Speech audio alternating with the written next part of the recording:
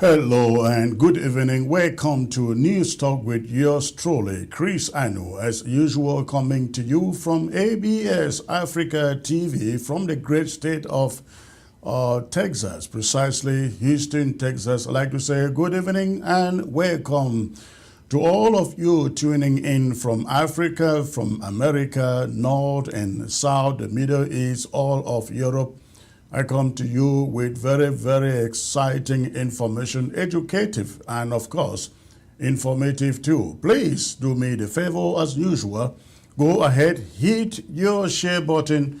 Let everybody out there know the Anchor Man is live. The Anchor Man is live. Again, I am quite excited with what I bring to you today. Do me the favor, hit your share button if you are joining by YouTube, if you are joining by Facebook, hit your share button. Let everyone join the broadcast. I am really, really excited. Have been away for a while, traveling around the place, but I'm glad I am back to bring you consistent and informative, empowering broadcasting. Thank you for tuning in. I look forward to having a beautiful evening with all of you and, of course, opening the phone lines to take your calls. Please, I will be right back in a few minutes. Do me the favor, go ahead. Again, hit your share button. Let everyone join the broadcast. I'll be right back.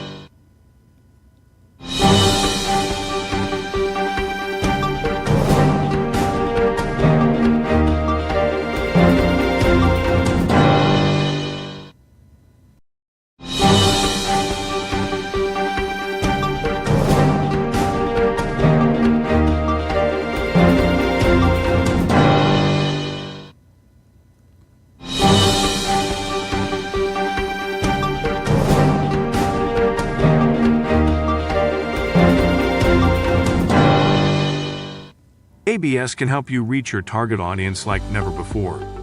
Advertising on ABS, you'll benefit from our extensive reach and dedicated viewership. We offer special advertising packages during primetime slots and popular shows. You'll also be featured on our social media platforms, reaching an even wider audience. Don't miss out on this opportunity. Take your business to the next level. Contact our advertising team at absafricativ@gmail.com. ABS can help you reach your target audience like never before. Advertising on ABS, you'll benefit from our extensive reach and dedicated viewership. We offer special advertising packages during primetime slots and popular shows. You'll also be featured on our social media platforms, reaching an even wider audience. Don't miss out on this opportunity. Take your business to the next level.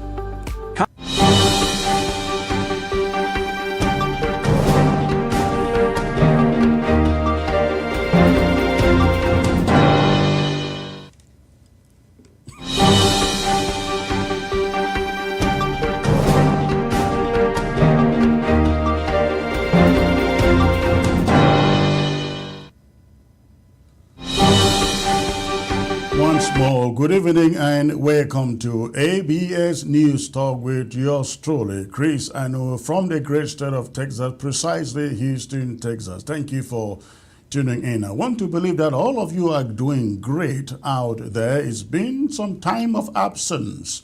Here at ABS, I was engaged in the business of Ambazonia.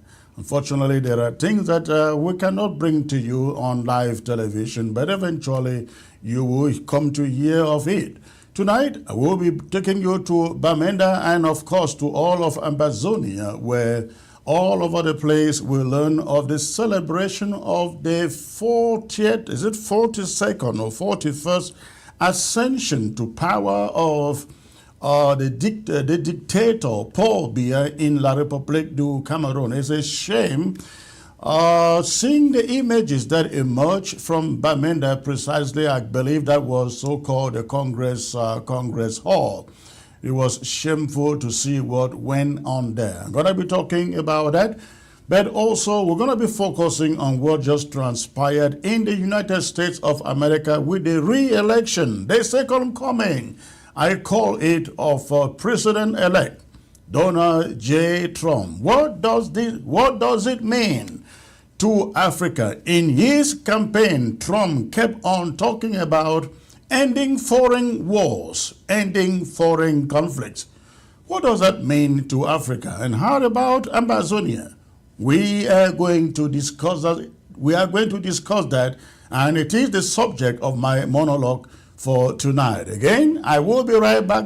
And when I am back, I will take you right into my first monologue for tonight, which is focused on what took place in Bamenda and other parts of Ambazonia, talking about the so-called celebration of Paul Biya's 42nd year in power, his ascension in November 1992, I believe, or was it 1996, one of those dates.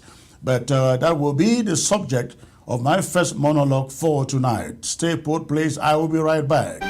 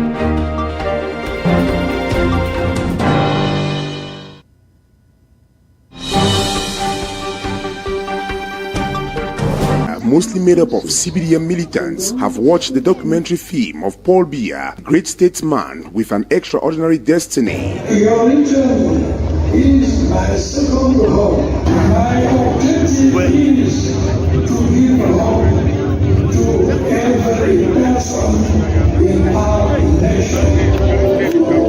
The over 1 hour 30-minute video projection at the courtyard of the Senior Divisional Office in Mezam, with the presence of top government officials headed by the heads of the CPDM in the Northwest region. We are different cultures in the Northwest, but together we become one. Our strength comes as we work together, we are united. Not from our differences do not make us weak. Our differences make us stronger. After viewing the film, supporters of Paul Biya describe him as an ambassador of peace that needs to be celebrated while still alive. You see, he has created the GTR centers and he has offered an olive branch to all those our children who are in the bushes to come out so that we continue together to build our country. This nation is a great nation, and I think it thanks to the visionary leader that we have, President Paul Biya. What has touched me in a special way is that we are able to appreciate somebody who is still alive rather than when the person is no more. We are encouraging him. We are telling him that he has our support. The fund of Jinibi in Momo Division praised the head of state. You know, the head of state is our patron in the fundum. He's the fund of funds of the Northwest. And he has brought the funds into civility. It's no longer at first where the funds were just tradition. But the funds are being paid now. You know, the head of state brought all the funds into civility. So we appreciate him for that. So we thank him for that, and he will still continue to do more. He has promised us to do more. The occasion was animated by traditional dances representing the culture of the Northwest region, a region which has been under crisis for 8 years now, with the hope that the social needs of the people, such as roads, water, electricity, employment, amongst others, will be provided to the population of the Northwest region. Militants of the Cameroon's People Democratic Movement, CPDM, in the Northwest region have on November 6, 2024 celebrated the 42nd anniversary of President Paul Biya's ascension to power.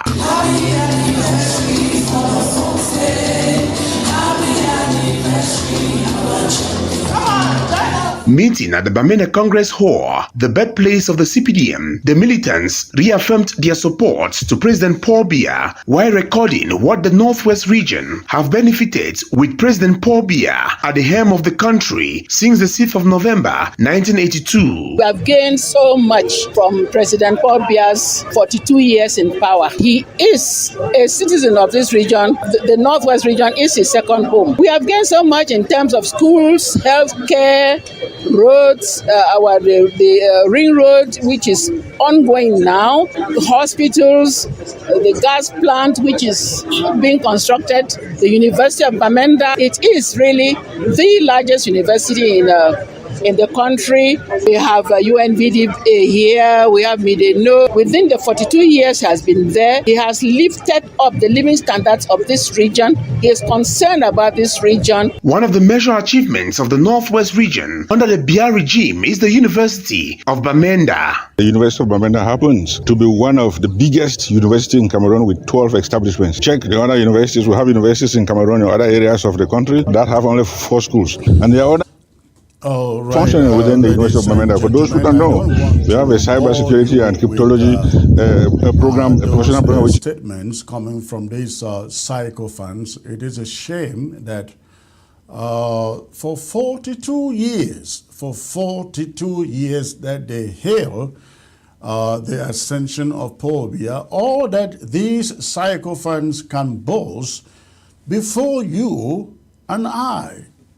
It's the DDR Center, as you heard. The First Lady said, we celebrate Paul Biya because look at, he has built us a DDR Center. And this man says, university. That is the only thing they can observe. Now, I also observed that the other lady mentioned a ring road, which is under construction. She said, still under construction. Since I was young, I am now over 50 years old, I am still hearing about the ring road. And why the ring road is still under construction, imagine what they have built in Kribi. But this is my monologue for tonight. As Cameroon's ruling CPDM militants celebrate Paul Biya's 42nd year rule, one must ask, what precisely is there to celebrate? In the heart of southern Cameroonians, particularly in cities like Bamenda that you saw there, this celebration becomes not only a mockery of the life lost under Biya's regime, but also a deeply hypocritical exercise that spits in the face of those fighting for true liberation. How can the elites, men and women who claim to understand the hardships of their people, find themselves endorsing a regime that has ignored and brutalized them for decades? Biya, 92 years old and in power since 1982, that is, if he's still alive, has achieved nothing tangible for the people of the southern Cameroons. In fact, he is leaving the southern Cameroons worse than he met it. This is not a hyperbole. It's a fact. As far as the southern Cameroons is concerned, the Biya regime has only a legacy of neglect and devastation. The reason why we are at war for 8 years and counting. Yet, he finds leads in the very communities Paul Biya has destroyed celebrating his rule and punctuating it with calls for yet another term in office. What drives such behavior? Is it fear, opportunism, or simply an utter disregard for the lives of the people they claim to serve? Imagine the scene. Crowds gather in so-called Congress Hall, Bamenda, a city left in ruins by Biya's regime, with pothole-ridden roads and minimal public infrastructure, gathering to cheer the man responsible for their own suffering. For 8 long years, Biya has refused to engage the very people in any dialogue with Southern Cameroonians and has instead turned his military against civilians. Villages burned, thousands of lives lost and countless people displaced. These are Biya's contributions to life in the Southern Cameroons, nothing else, zero. To celebrate him is to spit on the graves of those who have fallen victim to his oppressive rule. The elite of the Southern Cameroons who organize and attend these celebrations demonstrate a dangerous insensitivity to the pride of the people. Do they not remember the women and children forced to flee their homes? Do they forget the soldiers who parade through their communities, instilling fear and squashing dissent with violence? By organizing these events, these so-called leaders or elite have effectively turned their backs on the very people they ought to be defending. Paul Biya's 42 years in power can be summed up in a single word: stagnation. His reign has not brought progress, but regression. Bamenda, once a vibrant city, now resembles a shadow of its former self. Roads are in disrepair, basic amenities are scarce, and the hospitals are ill-equipped. The city's youth are left without jobs or opportunities as joblessness grows and economic prospects diminish. If Biya's leadership were measured by tangible improvements, there would be nothing to celebrate. The harsh reality is that under Paul Biya, Anglophone regions, as they call it, have been systematically deprived, while resources are allocated generously to the Francophone zones. Take Caribbean as an example. The Southern Cameroons is left to rot. The disparity is glaring, yet these elites choose to ignore it. Their loyalty to Paul Biya is not a reflection of genuine support, but rather a testament to their betrayal of the Southern Cameroonians. Celebration of Paul Biya's tenure is not just an exercise in futility, but also an attempt to rewrite history. By gathering in support of Biya, these elites hope to create an image that Southern Cameroonians still believe in his regime and authority. Nothing can be further from the truth. This is a calculated move to mislead international observers, suggesting that there is unity under Paul Biya's rule. But the reality on the ground is far different. Ambazonians have resisted, protested, and sacrificed their lives to end Biya's oppression. No stage celebration can obscure this truth. It is critical to remember that Biya's regime has done everything possible to suppress the Ambazonian spirit. The people of the Southern Cameroons are resilient. They have risen against the odds and continue to demand their freedom. The elite who organize these celebrations are not representatives of the people. They are in a tiny minority They are puppets in the political theater, desperately trying to appease a leader who has nothing to offer but continue repression. For these elites who stand by Biya, they are reminded that a day of reckoning is inevitable. The people of the southern Cameroons will not forget the betrayal of those who choose to align themselves with a tyrant. When Ambazonia finally attains its freedom, history will remember those who stood on the wrong side. There will be no excuse for supporting a leader who has oppressed and disregarded his people for so long. The reality is clear. Paul Biya has nothing left to offer, and those who cling to his rule are complicit in the suffering he has caused. The elites who continue to sing his praises, take heed. Your loyalty to this regime will not be forgotten, and the people will hold you accountable. Ambazonia's freedom is inevitable, and with it, it will come a reckoning for those who choose power over principle, who choose wealth over integrity, and who choose comfort over justice. In the end, these celebrations are hollow, empty of genuine achievement and void of purpose. They serve only to highlight the deep divisions and the immense challenges that remain for southern Cameroons.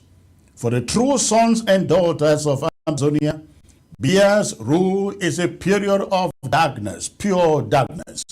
Those who organize these gatherings may believe they are winning favor with the regime, but in reality, they have sealed their place in history as traitors to their own people. In Ambazonia, the call for freedom cannot be silenced. The resilience of its people, their courage and their determination will continue to prevail. For those who celebrate Biya's legacy, remember that the world is watching, and so too are the people of the southern Cameroons. The cries for justice, for freedom, and for dignity will drown out the songs of celebration. Ambazonia will rise, whether the elite, they like it or not. And that is my first monologue, ladies and gentlemen. For tonight, I am being joined by Chairman Patrick, who is joining me from the great state of Indiana. Chairman, it's a pleasure to have you, sir. Thank you so much, Comrade Chris, and it's always an honor to be here to talk to the Ambazonian people. Tell me, you have just seen these celebration, these festivities taking place in the great city of Bamenda, the largest city in the southern Cameroons, Ambazonia. And I sat at home watching at those images and asking myself, what is wrong with people that you think that, look at that lady, what is her name, Regina Mundi. That is a lady. She lives in Yaoundé, but on occasions like this, she is flown over or driven over to Bamenda if there is a road actually to get there, only for her to come there, stand in front of the people in Bamenda to thank Paul Biya. What a hypocrite is she? Well, Secretary Chris, I think this political affiliation in Southern Cameroon or in Cameroon is more like what we see with the Christian background and people following Christianity over people following. Can you close my door? So people following Christianity and they don't even use their brains to think. I can imagine people who are seeing their own people being subjugated, being slaughtered on a daily basis, go out to celebrate somebody they don't even see, They are talking about a ring road. How many years are they going to talk about one thing? When elections are coming, they come up with all this appellation, ring road, development, and all kind of sort. These people are brainwashed to the point that Able to it's like you can't appreciate even tell them what is somebody wrong who is because still they don't alive. see it. But they get up, they can't even walk in their own city. They can't even drive into their own city. But when Ahijo was even president, we had roads, we had structures that even gave people jobs, gave people the ability to say, to think, and become real citizens of a country. But these people have lost their minds to start thinking, oh, Paul Biya will get up one day at his 92 years old to give us some development. What do they want from Paul Biya or from the CPDM regime? These people are being used. They are like toys that are being used. When they don't need them, they'll throw them under and they find the next toys. So some of these Southern Cameroonians, I would tell you, La Republic has destroyed them. And I would say one of these days, they are going to be paying one after another because the restoration forces are seeing these faces and they are going to pay. Even if Ambazonia is realized in 10, 15, 20 years, some of these people will never step foot in Ambazonia because what they are doing is unconscionable. You can't even understand how people, you see somebody killing your own family and you get up the next day to celebrate them. This is unbelievable. One of the ideas they have in mind is that the war is over and, they are trying to send a message to the international community, essentially, that see, we are in Bamenda, things are rousy here, and Biya is very much celebrated here in Bamenda. What message do you send to them? Well, Secretary Chris, sometimes I ask those people and the guys that say they go through ENAM and some of these international diplomatic schools, I don't even know if they understand what it takes to govern a country. If people have already amassed weapons, people are already fighting, it might take 10, 15, 20, or 30 years until you sit down and find the root cause and negotiate some kind of a deal, you will be fighting to the day you die. There's no way the Ambazonian revolution is going to stop. There's no other way other than finding a peaceful solution where the Ambazonian people will make a determination of what they expect, what they want, what their people want. Because if we can live with these people for 62 years or 60 how many years and nothing has changed, they've not even given us the ability to govern ourselves, but they gather a few rooks, give them positions, and they come out to celebrate on the street thinking the Ambazonian revolution is over. They are wasting their time. We pick up these weapons, we pick up the guns, we are going to end with a peaceful resolution. There's no way these guys can think they are going to come celebrate on the street with security around them. How many years are they going to do that? To have security around their homes, around every venue that they are celebrating. That is not a country. That is not what celebration is all about. You cannot be celebrating with guns drawn every corner of your venue. Well, I guess only a few people, only a few of them are supposed to be celebrating. I hope they will do that for long. And the funniest thing is they do not even know whether Paul Biya is alive or not. They are just, these people, they behave like goats. Pure goats. When they say stand, they stand. When they say run, they run. They say sit, they sit. They are out there organizing these rallies to watch a certain movie or film of Paul Biya, and they do not even know whether this guy is alive. And there they go, they pull out, they show up in their numbers, sit in front of the screen to celebrate emptiness. The man himself, they do not even know whether he is alive. But again, let us look at people, look at people like this. Become The one. Regina Our Mundis, strength listen to comes her, please. as we work together, we are united. Not from our differences do not make us weak. Our differences make us stronger. After viewing the film, supporters of Paul Biya describe him as an ambassador of peace that needs to be celebrated while still alive. Supporters of Paul Biya described him as an ambassador of peace, and yet the country has been in war for 8 years and counting, and he, the ambassador of peace they proclaim, has refused to sit down just once, to make peace. Again, that is a hypocrisy that I am talking about here. It is the highest form of it, Patrick. So that is exactly what you see.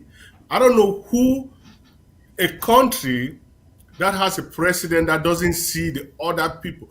We have said this so many times. And one thing that Chairman Mike Fossey wrote this morning is, how can you be celebrating somebody's birthday and the person is nowhere to be found? Yeah. Biya is celebrating that he's been in power for all these years. But Biya did not show up anywhere to show that this is the person they are celebrating.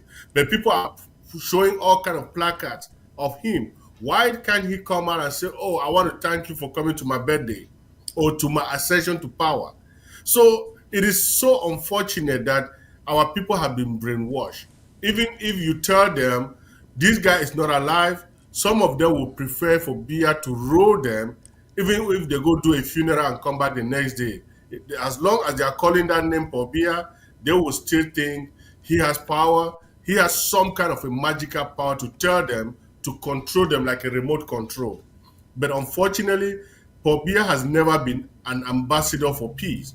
Paul Biya has never, for once, I would say in 2008, when Paul Biya changed the constitution of that country, the people in Douala, the people in the Northwest and Southwest did not even come out en masse. But Douala people came out. What did he do? They pulled out guns and they started killing innocent people for protesting the change of the constitution.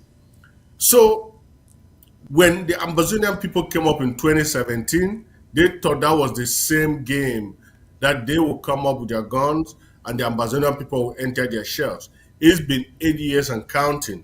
We are not going to stop. We're going to fight them to the gate of hell. Now,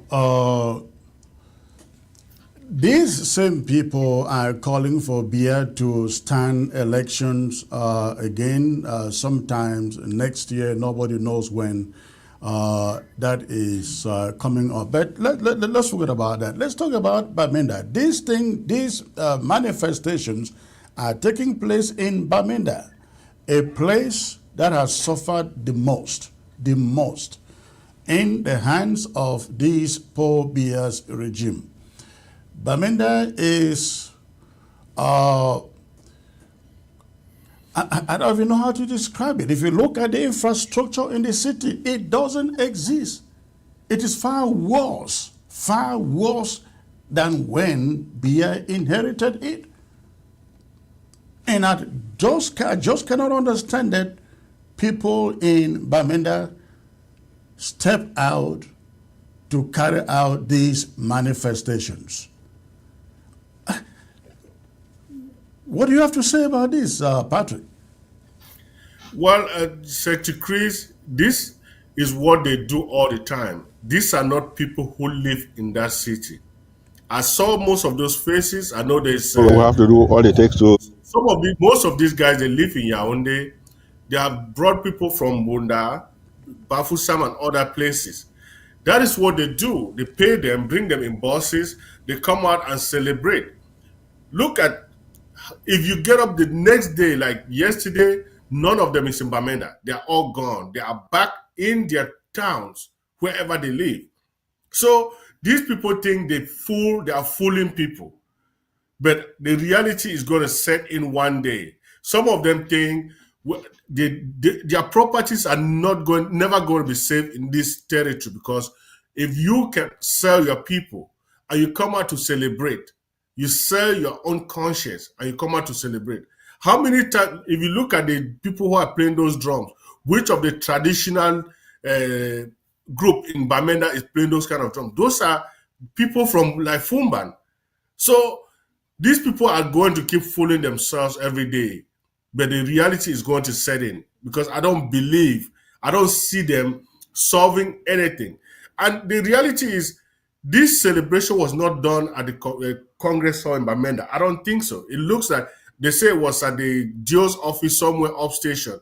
Why did they not do it in Bamenda, in the town of Bamenda? Why would they choose upstation at the open air in front of the DO's office or governor's office? So these things that they keep doing, they keep fooling themselves. It's just like when you start lying to a point, you lie to yourself and believe your own lie. But you know that this is not the reality. So they should come out and march on the streets of Bamenda and say there is peace. Come out and celebrate in Bamenda and say there is peace. But the people from Bamenda who got out there, like Regina Mundi, you know very well your children are suffering. But you do not have the conscience. You do not have the mind to speak the truth. At your age, you don't even think there's a future for your own children. It is so sickening, but the day is going to come that everybody is going to pay for what they are doing to the Ambazonian people.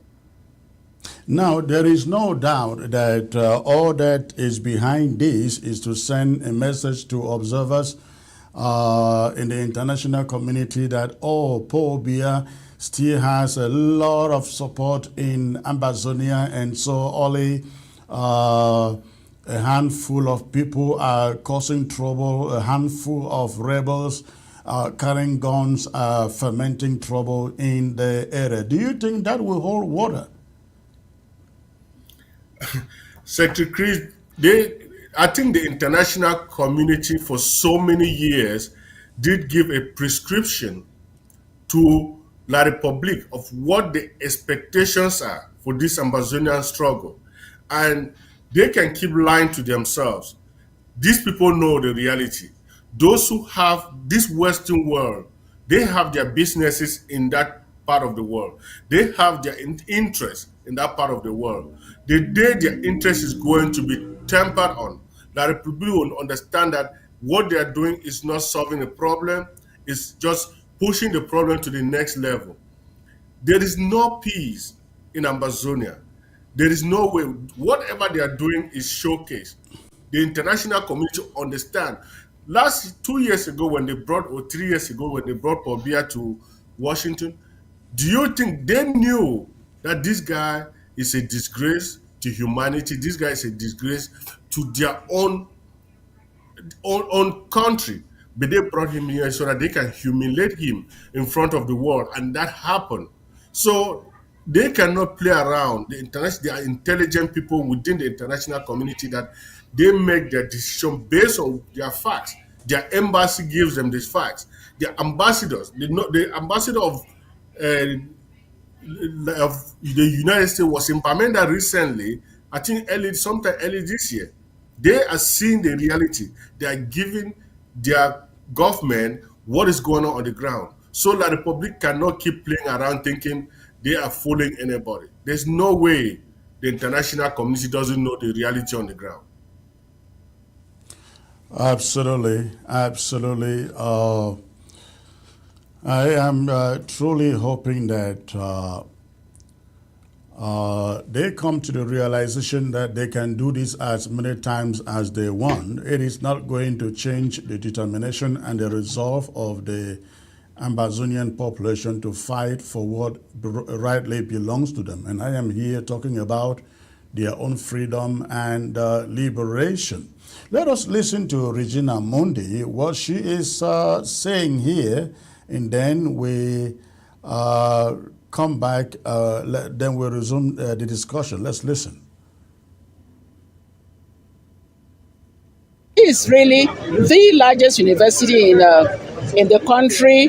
We have UNVD here, we have Mideno. Within the 42 years he has been there, he has lifted up the living standards of this region. He is concerned about this region. One of the major achievements of the Can you imagine the kind of achievement that old, selfish, wicked lady is enumerating there for Bamenda. Is Midi know anything to write home about in Bamenda? Is UNDP anything to write home about in Bamenda? She says Paul Biya has uplifted the living standards of the people in Bamenda, and yet Bamenda, the chief city in the community, in the area, there are no streets. There are no streets. And yet, that lady, as good as death, who should be fighting for her grandchildren, stands there and proclaims Biya a hero in the city in Bamenda, where there are no roads. Patrick. Secretary Chris, this is when I say people, when people lie to themselves and start believing their own lies, it means they have lost their conscience. Regina Mundi sitting there, that is a mother. That is a grandmother. She knows the fact. She knows the reality. She used to be in Bamenda until the ADF played around with her and let her go. If you can get up and say Medino is a prosperous corporation in the Ambazonia zone, then I still don't know if you are... I mean, she might have some kind of a mental issue. When I was in primary school, Medino was a corporation that people went to some school in Guafon and other parts of the Bamenda or southern Cameroon. When they left that organization, that school, they were given motorcycles. They were posted in rural areas and urban areas to develop the areas with agricultural products, research, and all those kind of things. That, when was the last time you saw one person on the street working for Medino with a motorcycle, with something to show that they are giving them the tools that they need to use to develop the area? But she says President Biya cares about the area. How many presidents create universities? I don't know how these people are thinking. They all fly to the United States. Their children are going to all the best schools in the United States. Why don't they send their children to the schools there if they think those are the best schools, good universities for them? It is so pathetic because these people are making people sick. When you listen to them, sometimes you can't even sleep because you're asking that this number of people, none of them have the brain to think that the people are suffering. The universities, what is at that university? What is at Medino? UNDP. When we used to have PWG, that is why the roads, Public Work Department was taking care of roads from rural areas to the urban areas. You had the Cameroon Bank. You had other corporations that were keeping that environment to be on top shape. But today they come out and say, oh, we have UNDP, we have Medino. But you don't see any project being carried out by any of these corporations to show that it's uplifting the living condition of the people. These people are sick. Well, they say the University of Bamenda is the best university in the whole country. In the whole country. Can you guess who the teachers in the University of Bamenda are? Francophones who can barely utter a word in English, which is one of the reasons why the region is embroiled in this war 8 years and counting today. You go to the University of Bamenda, there is no infrastructure. No infrastructure, yet it is the best university. Whoever cursed these men and women, psychophants, so-called elite, only God alone knows. But we're going to leave it there. We will move on to the next subject of the day, which is the second coming, ladies and gentlemen, of U.S. President Donald J. Trump. And what does that mean? What does it mean to Africa and maybe Ambazonia? That is the subject of the talking point that I bring to you on that subject. Please stay put, do not touch your remote. I will be right back.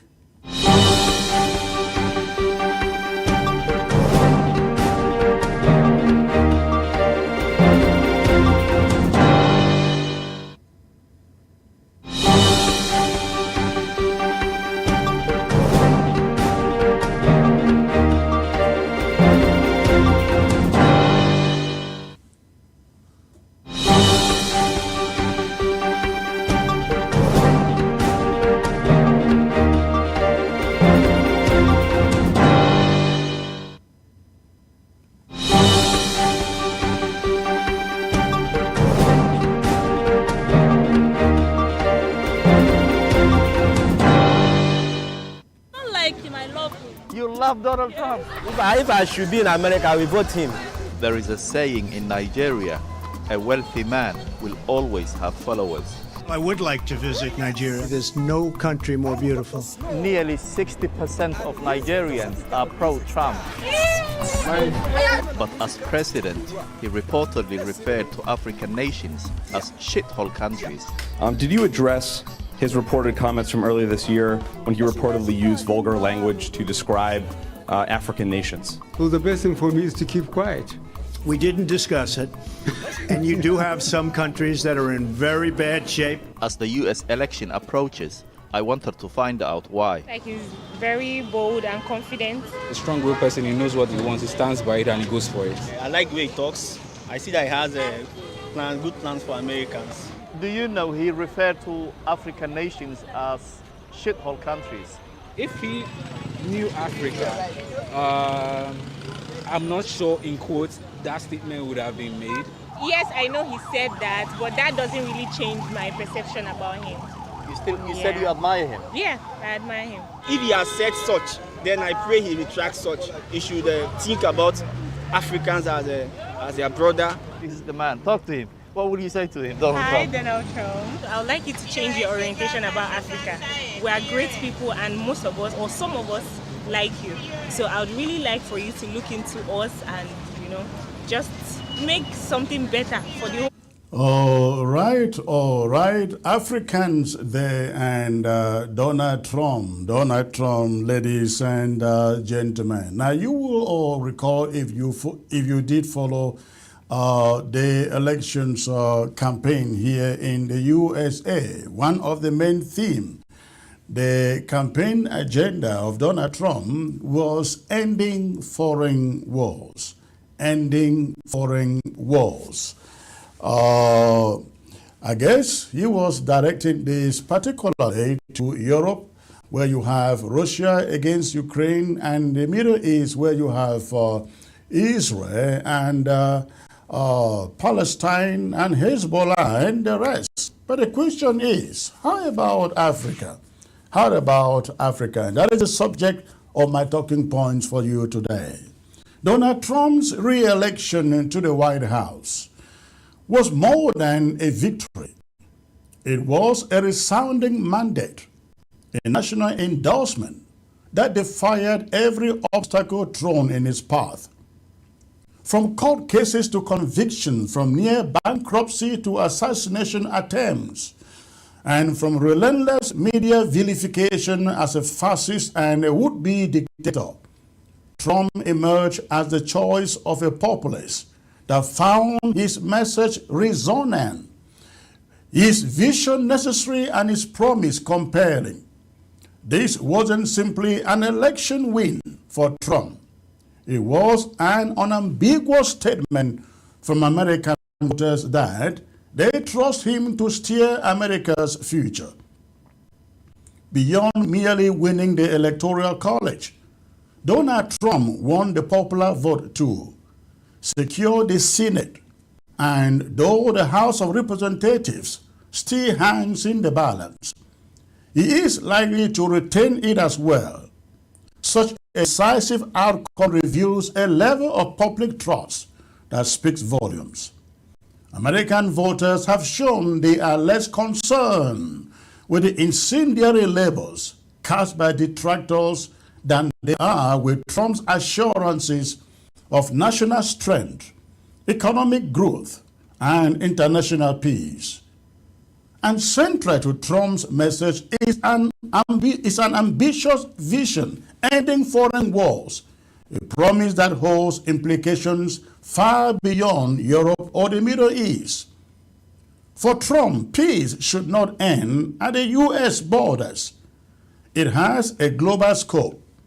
It should reach even the heart of Africa. Trump's foreign policy agenda during his campaign was built around the idea of peace through strength, and his pledge to end foreign wars resonated powerfully with American voters wary of seeing young soldiers deployed in endless foreign conflicts. His re-election has thus provided him with a unique opportunity to forge a foreign policy that prioritizes stability and disengagement from wars without clear goals. The American people's trust has empowered him to pursue not only a reduction in military entanglements, but also a redefinition of what foreign engagement looks like in the post-9/11 era. While Ukraine and the Middle East remain key issues in his discourse on foreign policy, the situation in Africa must not be overlooked. Africa is home to numerous foreign wars and conflict zones, situations that drive mass migration, breed insecurity, and risk destabilizing regions and global relationships. Trump's pledge to end wars need to encompass the peace and stability of Africa as well. African conflicts and humanitarian crises contribute to migration crises, which have ripple effects worldwide, including in the United States, as desperate migrants seek refuge from seemingly intractable violence and dictatorial regimes. Africa's geopolitical situation is complex, with enduring violence in multiple regions. Take, for example, the brutal humanitarian crisis in Sudan, where ongoing violence has left civilians struggling to survive. In the Democratic Republic of Congo, DRC, decades of conflict have led to staggering loss of life and deep-seated instability. Congo remains one of the most resource-rich, yet tragically war-torn regions with violence threatening any progress of stability. Somaliland, despite more than 30 years of self-governance, remains a focal point of conflict in East Africa, entangled in hostilities involving both Somalia and Ethiopia. These are not isolated skirmishes. They are chronic flashpoints that threaten to escalate, dragging neighboring countries and potentially foreign actors into prolonged strife. In Cameroon, the situation is similarly dire. The southern Cameroon's Ambazonia has been embroiled in a liberation conflict with the government of La République du Cameroon for nearly a decade, claiming the lives of over 30,000 people and creating a devastating humanitarian crisis. What began as protestations and cultural dispute got transformed into a war for independence, stoked by abuses and unchecked by international intervention. Each of these conflicts holds the potential to ignite regional instability and drive migration crises that reach American borders.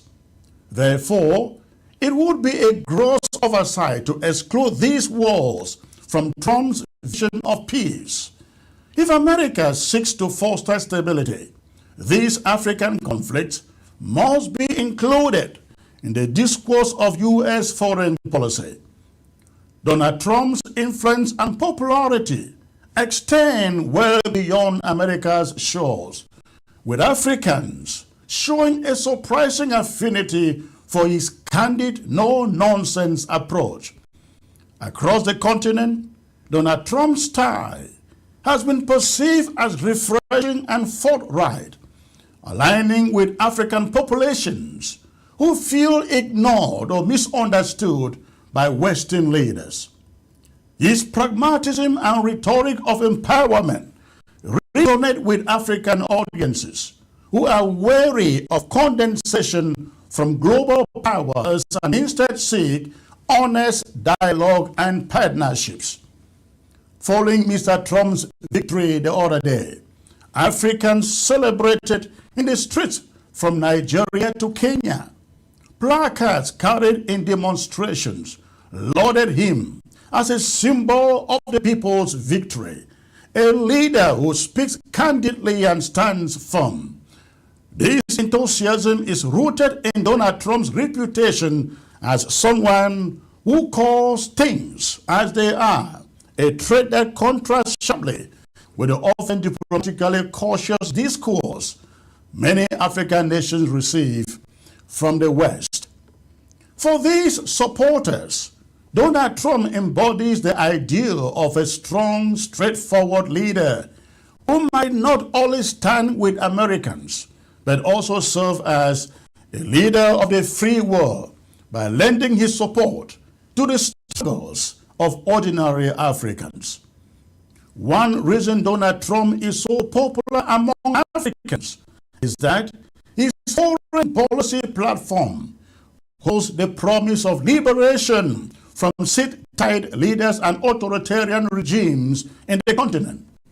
In many parts of Africa, authoritarian leaders have clung to power for decades, stifling growth, curtailing freedoms, and keeping citizens in poverty.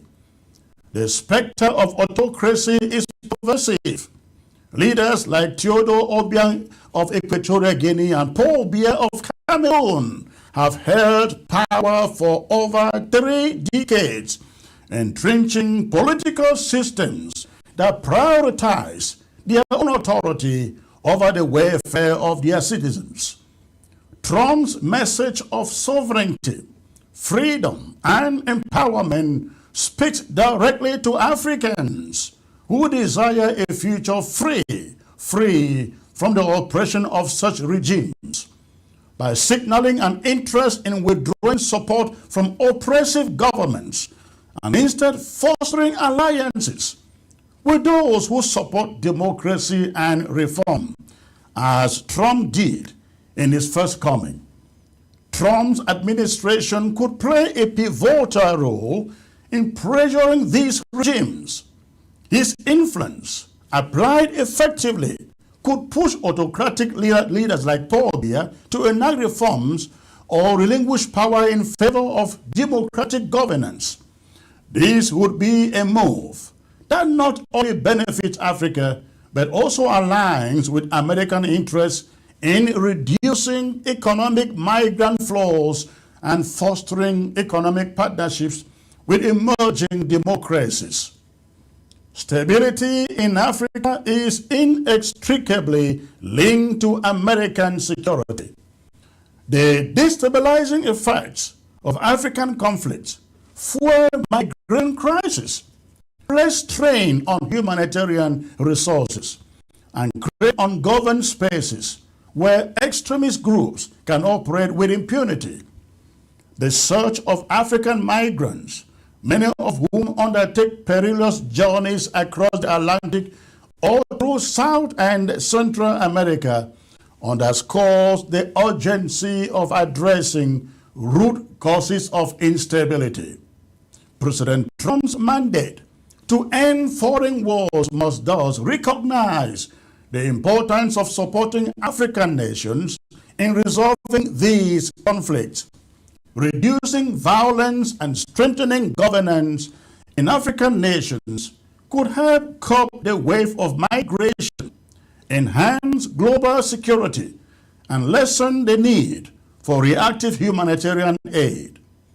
A stable Africa is not just a benefit to its people, it is a strategic advantage to the United States, one that aligns with Trump's emphasis on pragmatic solutions over prolonged military engagement. Critics of Donald Trump's American policy often misconstrue it as isolationist.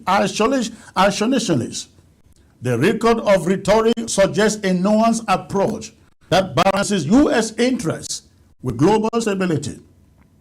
Trump's inclination to disengage from unnecessary wars does not apply or imply a retreat from global leadership. Instead, it suggests a recalibration where America actively engages with global allies on issues that matter most, including economic partnerships, security collaborations, and peaceful conflict resolution. With Africa, this approach could mean supporting diplomatic and economic interventions rather than military involvement. By investing in peace building measures and supporting regional partnerships, Trump could address the causes of conflict in Africa, thereby reducing the likelihood of new wars that demand American intervention. This approach reinforces Trump's goal to protect American lives and resources while ensuring that foreign regions have the tools to resolve their conflicts with minimal foreign intervention. The celebrations across Africa following Trump's victory speak to a continent's hope for change. Africans see in Trump a potential ally in their struggles against oppression, conflict, and poverty. They long for a continent where peace prevails, where leadership is accountable, and where economic growth offers opportunities to all, not just the elites. Africans hope that Trump's presidency will bring attention to their plight, focusing not merely on trade and aid, but on systemic changes that foster peace and stability in the continent. With Trump in office, there is a window of opportunity to address Africa's security issues through a collaborative approach that values African agency. Supporting African-led peace initiatives, strengthening democratic institutions, and leveraging international organizations like the African Union could bring long-term stability. Trump's administration has a chance to redefine U.S.-Africa relations by engaging with these challenges head-on, prioritizing sustainable peace over transient military victories. The American people have spoken, entrusting Donald Trump with the task of securing a world in which they and others across the globe can live without the specter of war. Trump's second coming offers the potential to turn that vision into reality, a world where finally the drums of war fall silent even in the most embattled regions of Africa. And that is my monologue on this subject of Donald Trump. I am being joined, ladies and gentlemen, by comrade joining me from Maryland, Jocelyn Chakonte. If you can focus your camera, please, centralize, adjust your image and centralize it, that will be great. And again, Patrick is still with me here to do justice on this subject. I'm waiting for Jocelyn to focus his camera and get it steady, and then we'll get into the matter. In the meantime, let me take you to the celebrations on the streets of America, at the victory of Donald Trump. Let's get there, please.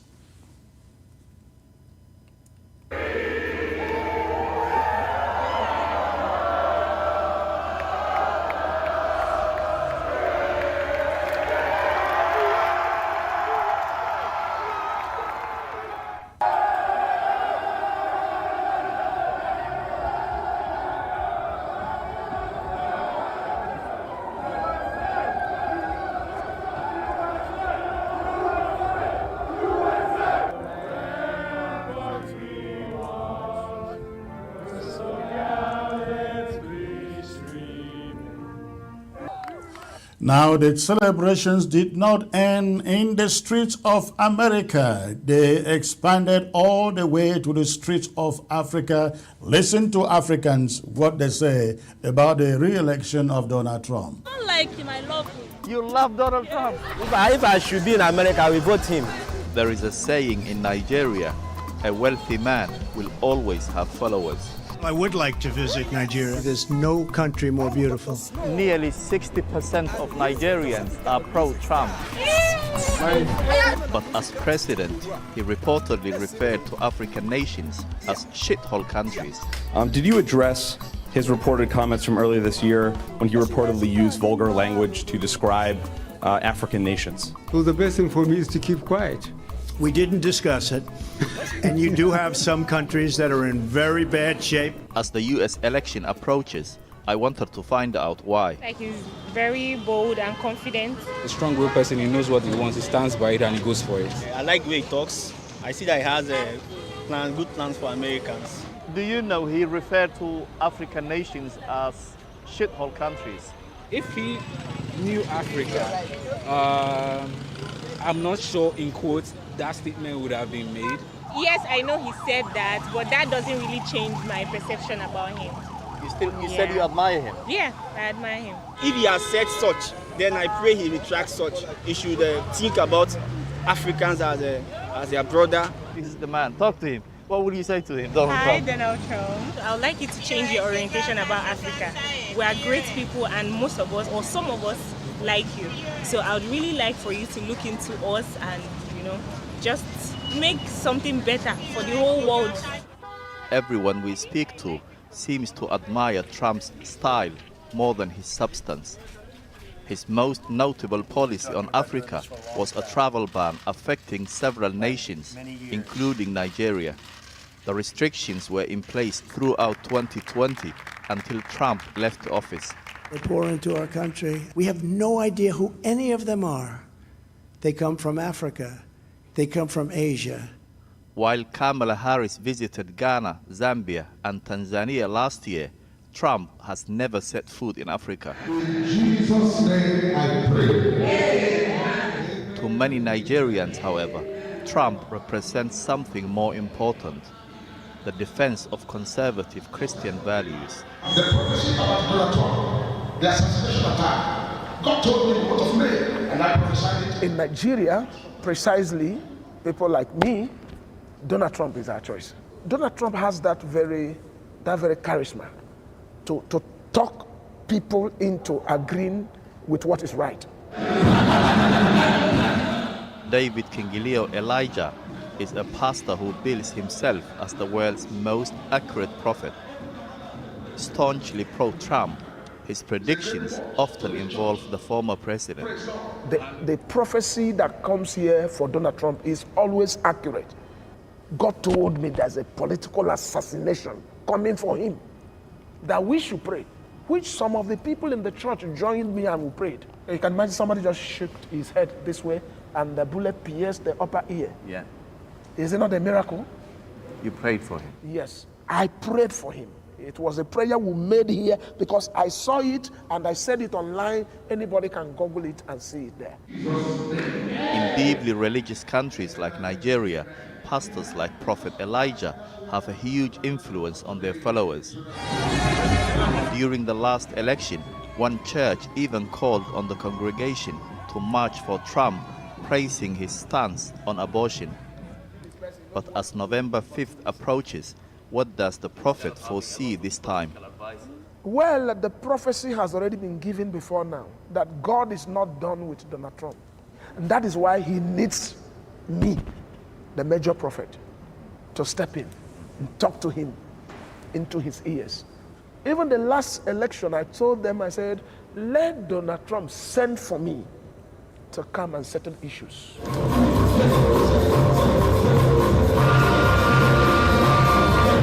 As the spectacle of the election plays out in America, Nigerians are watching closely.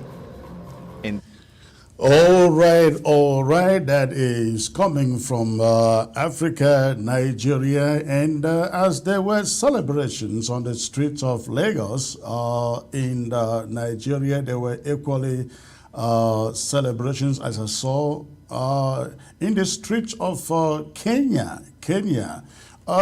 Comrade Patrick, I'm sure you have read and watched some of these celebrations on the streets of Africa, celebrating the re-election of Donald Trump as the 47th president of the United States. The question is, what is in it?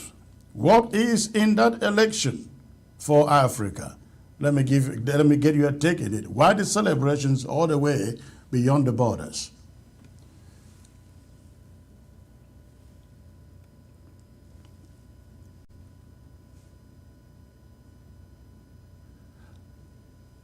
It appears that you are muted. Oh, sorry. I just want to give a few takes here. Africans have this belief about who they are, and what they want to achieve. And I think Donald Trump embodies the African values. One person said in that video about the Trump's stance on abortion and homosexuality.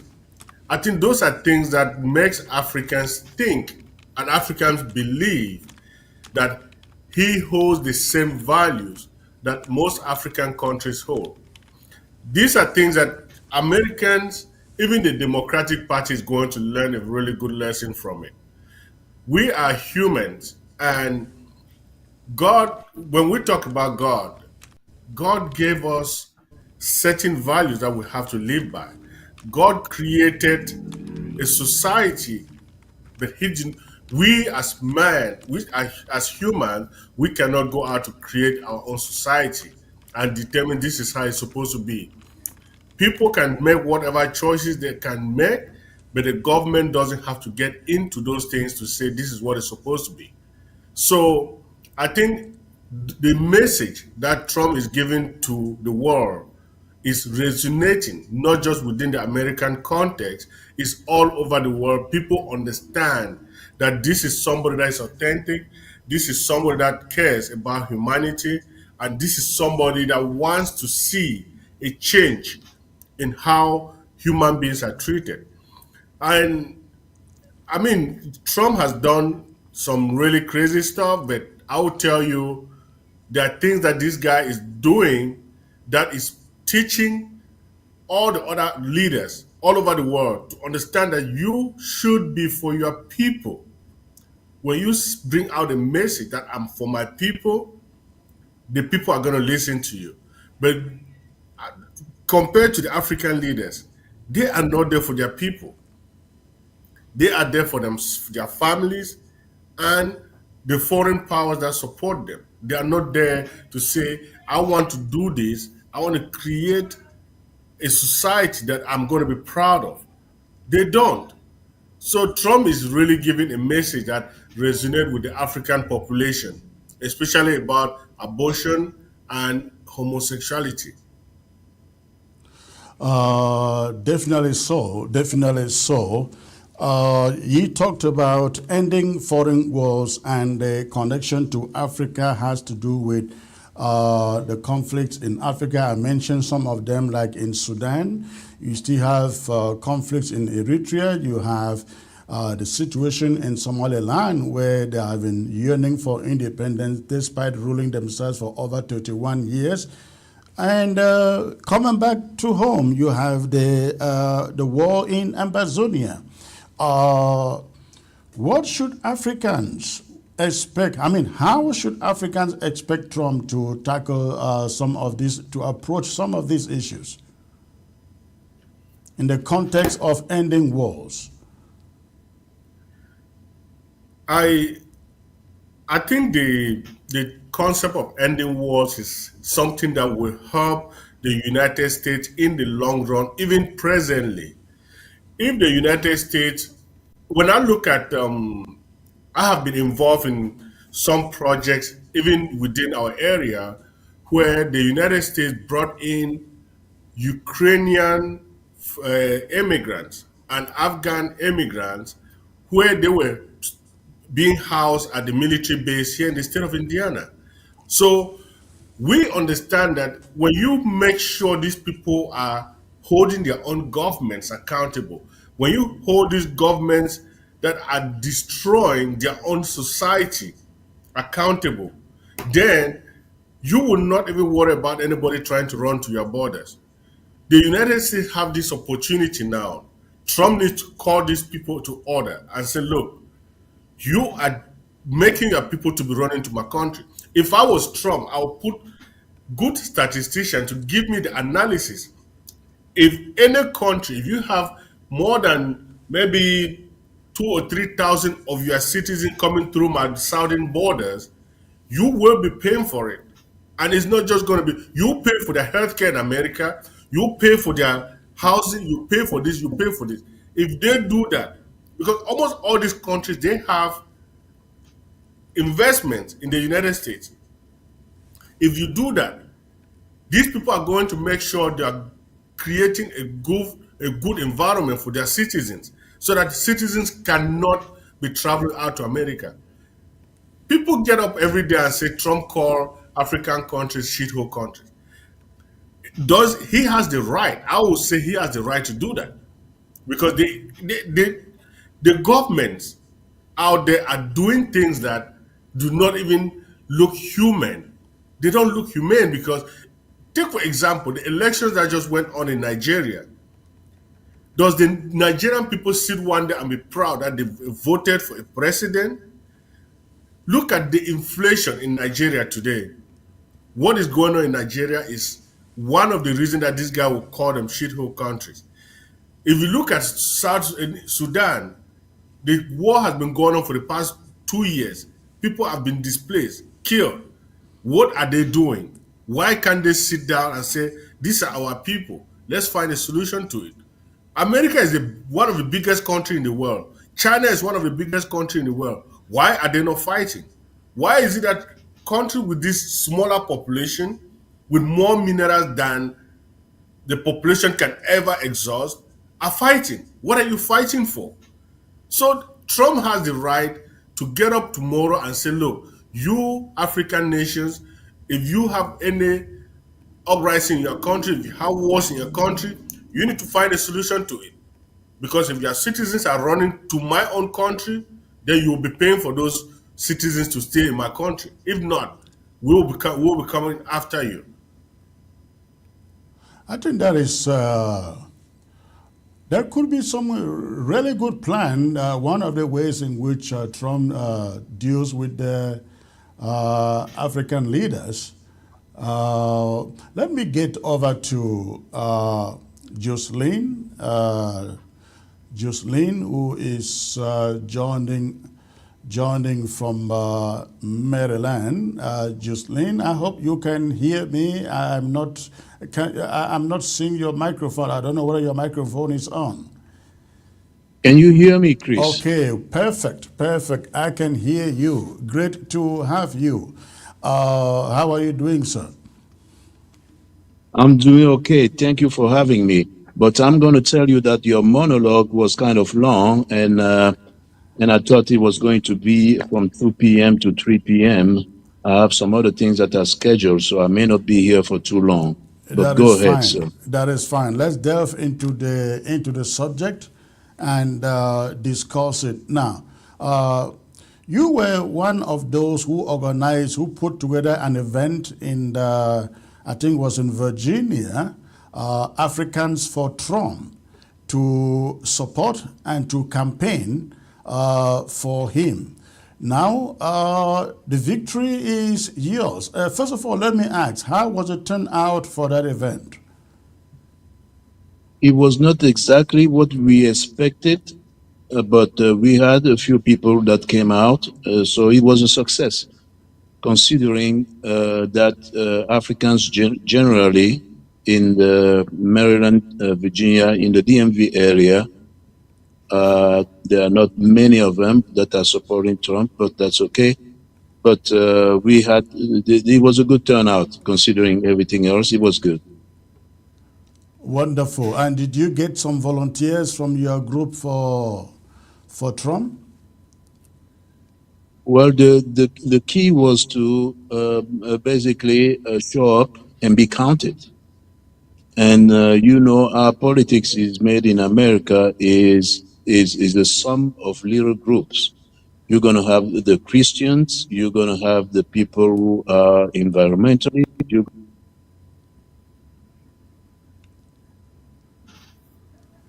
I think I lost your microphone. No, I'm still here. It's just my phone ringing. People who are trying to get me to come to the next meeting here. But if I may continue the idea that I had, I was just saying that America is a sum, especially in the political space, is the sum of all those little groups. And the purpose of the Africans for Trump group was also to create a group, and that will show to the entire world, to America and to the world, that the Africans are also for Trump, and which is not a given, like as I said before. And it was just really ground zero politics that we were trying to do, and really get the Africans involved, get the Africans in America and in the world to get involved. I mean, getting involved is not only going through the election and the person wins and all of a sudden everybody wants benefits from that election. And that is anti-Western, that is anti-Christian, that is anti-African even, because we were taught that in order to get something, you work for it. So that's in our DNA even. We know that we have to work for things. So in order to come out today and say, hey, Trump won, so therefore we want this, like you explained in your monologue, that is not going to necessarily happen unless you get involved. So we wanted to show that Africans are also involved.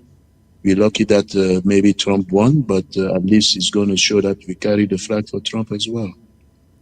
Now, you listened to my monologue, and I talked about one of the campaign agenda of Trump to end foreign wars. Of course, we all know he was mostly referring to Ukraine, Russia, Israel, and Palestine.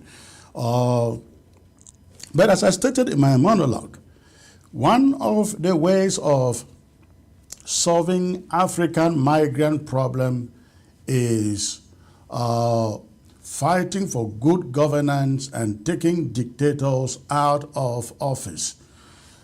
Is this something that you hope that the African diaspora in the U.S. would lobby Trump for to do? Yes, absolutely. But two things that we need to take into consideration. Number one is that Trump has only 4 years. Well, he has 4 years, but so much empowered. Number one, he has the popular vote, he has a Senate, and the chances are 80% you will have Congress too. That is a lot for 2 years. You can do a lot with that for 2 years, because whatever you put on table in Congress, at the Senate, it will sail through. Well, not exactly. I mean, like I say, I'm not speaking for the Trump team here. I'm just speaking as an intellectual, and I know for a fact that in resolving issues like war, is not a matter of days. It's not a matter of 1, 2, 3, 4 years. It takes a lot of technicalities, and it takes a lot of shuttle diplomacy, and it takes a lot of things for those things to happen. We pray, and again, don't get me wrong, I would like Trump to solve all the problems of the world, but at the same time, I want us to be a little bit realistic and to try to prioritize those wars. And as he said himself, the top wars will, as you know, as you say yourself, the top wars will be Ukraine, Palestine. There are also other wars, the wars in Sudan, the wars in Congo, and everything. There's fire almost everywhere in the world. We wish and we pray that all those problems can be solved, but at the same time, we are cautiously optimistic that that those problems can be solved. But again, the point here, rather than talking about Trump solving all the problems like with a magic wand, because he has Congress, and you never know. Congress can turn around. They have filibuster in Congress. I mean, you may have the majority in Congress, and you have somebody from the opposing party who comes in one day and then holds the floor for the entire day, for 2 days, for 3 days, for a week. So they have also, and thank God that America has really a check and balances. They have a balance of power, and that's what the balance of power gives you. And again, what we should try to do is try to learn from that, and I underline learn from that. How can we, come to that level of building a good government that has the principle of separation of power, the principle of check and balance, the principle of freedom, freedom of expression, and all those things. And those are things that are not built in one day. And so that's what we should be learning from. But if I were to ask you, comrade, as an activist, a diasporan activist, what would you say is at the center of your mind if you were to persuade Trump to do in Africa? What would you be putting before him as a matter of priority? Well, actually, yeah, it's a good question, and again, this is hypothetical. I'm not sure if I get to be listened by them. We have a small radio show, and sometimes we do contribute in the air, just like everybody does. I'm a blogger. I write to a few people, to a few friends. I'm not even sure if many people read it, but we just do what we have to do, each of us individually. But economy is at the center. If I read it correctly, what I heard is that J.P. Morgan, which is one of the greatest investment banks in the world and in New York, is going to invest which has a capital of about $400 billion that they're going to be opening an office in Cote d'Ivoire. And from Cote d'Ivoire, they're going to be opening some other offices also in Africa. So that's a good sign that there will be some investment coming, and there will be some companies that will be coming to do some investment. So that's one thing. And another thing is, so that's the battle on the economic front, which requires a little bit of money. But the thing is, are they going to approach it? Are they going to approach it by dealing with government? And I was in a meeting with one of the state, my own state of Virginia here, where where they actually organized a trade mission to Cote d'Ivoire.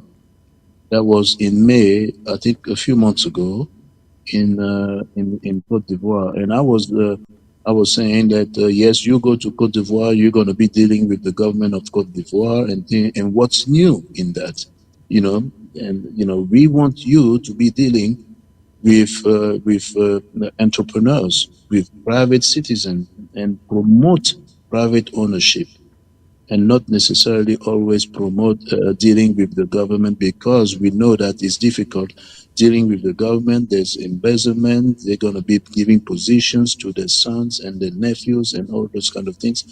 Deal directly with entrepreneurs. That was my position. And okay, they took note, but they did the trade mission without me. They did the trade mission, and they talked as expected, with the government, with the big guys.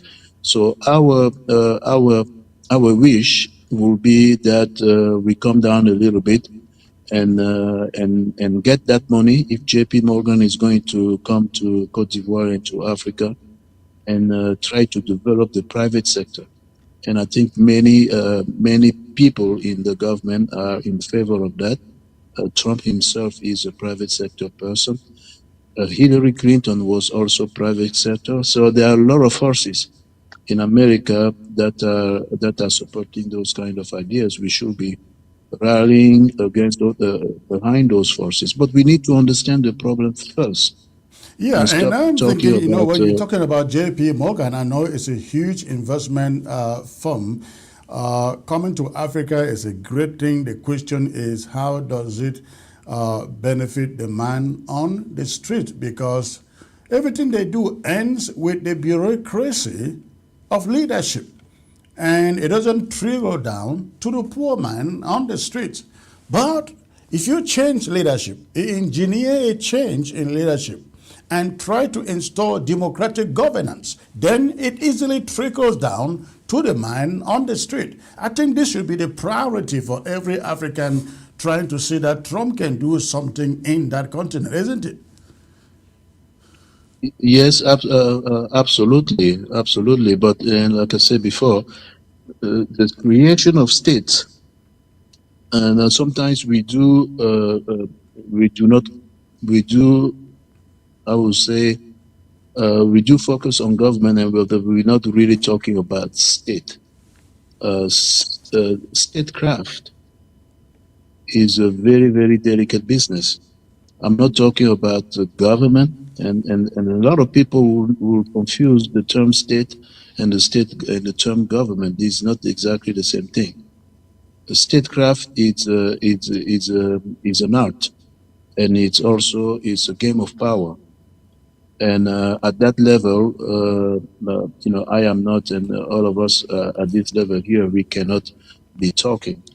But it's a game that is played at the highest level, and we wish that yes, they could understand where we are and bring peace and have a nation to represent nations and so on and so forth. It's just something that we're gonna pray to see what's happening. But I'm talking at this level now about the techniques of development. That at least we can start with that.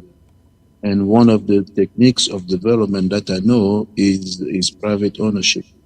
We want to give the opportunity to this farmer in Bamenda or in Malawi or in South Sudan to buy a tractor and to have a small irrigation system on his farm and produce tomatoes and bring it to the market.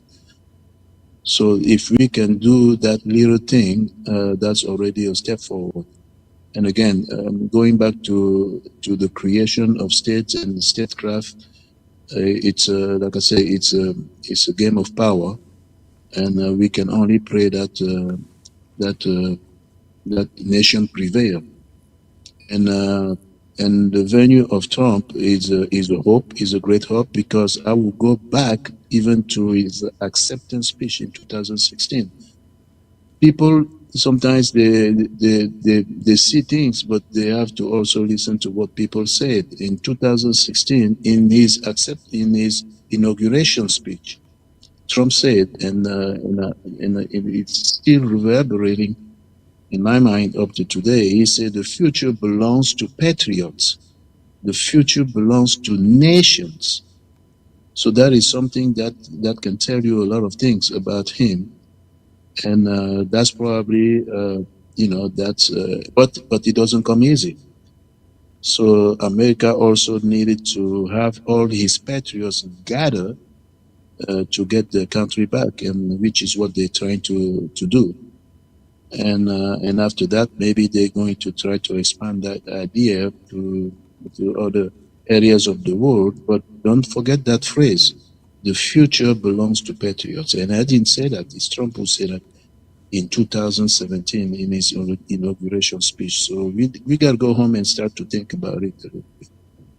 If I may Okay, ask my friend, the last question before I let you go, comrade. Yes. You are a citizen of La République du Cameroon, and you know the conflict between Cameroon and Ambazonia has been ongoing for 8 years now. When Trump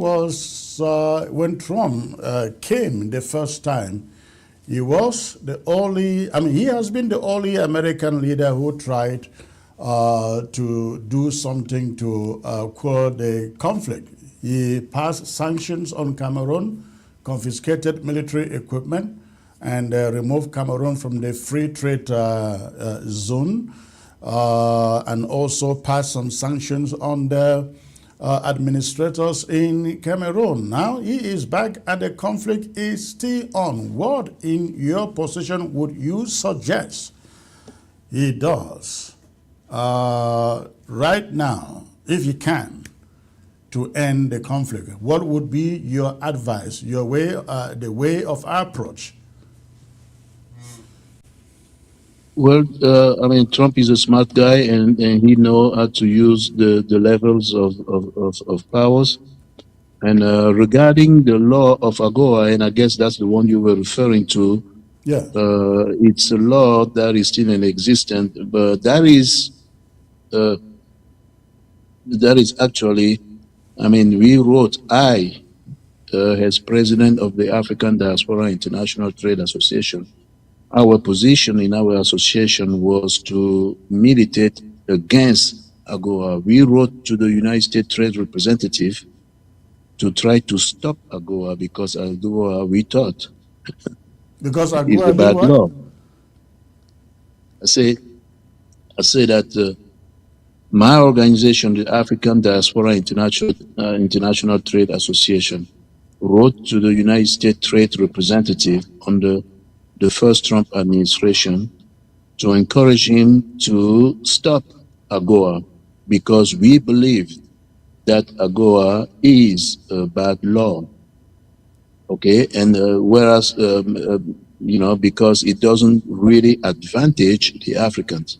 So removing Cameroon from AGOA for us was actually a good thing that we thought was for Cameroon.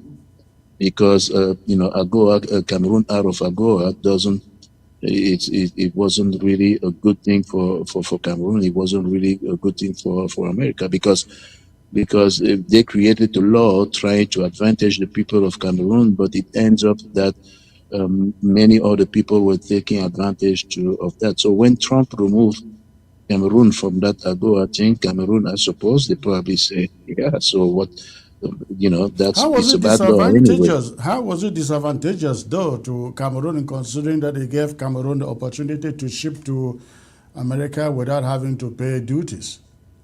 Yeah, that's a good question. But who is shipping? It's not a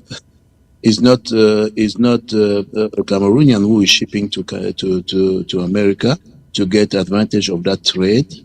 So when you see on the at the lower level who is doing what, you're going to find out that there are some other people who are shipping to Cameroon, who are shipping to America products from Cameroon, putting their label on that and benefiting from the advantage of the AGOA trade. And nobody is really looking into that. And so that's what we were trying to bring up to the USTR and try to encourage them to remove as many African countries from AGOA as much as possible. But AGOA is really the jewel of many people in Congress who believe that AGOA is really benefiting the African people.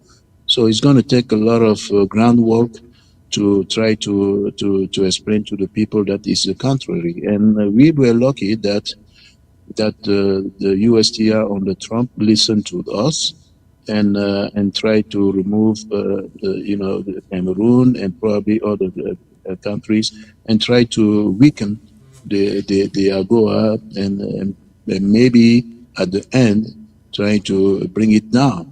So Trump is probably working on that in that regard, but at the same time he is also creating some other things that will benefit the Africans. Say, for example, under his own administration, he changed OPIC, which is the Overseas Private Investment Corporation. He changed it to become DFC/Prosper Africa. He decided to put $60 billion for the Africans in a fund for the Africans. Those are positive signs. And maybe he's going to double that this time. But again, even if it does double that, we need that money to be going down to the entrepreneurs. to be going down to the private entrepreneurs, guys who is opening a boulangerie, a guy who is opening a taxi company, and all those guys. And maybe with the Americans and banks involved on the African soil, maybe we're going into that direction. So that's, I see positive signs in the economy and in the Trump administration. So Now, there are some other issues. how would you advise Trump going forward with the conflict between Cameroon and Ambazonia? And again, it's about freedom, and it's about patriotism. It's about nations, and nations that are feeling together. That the population, a nation that can be formed is a nation. And if Trump is listen to the voice of patriots, if Trump listen to the voice of nations.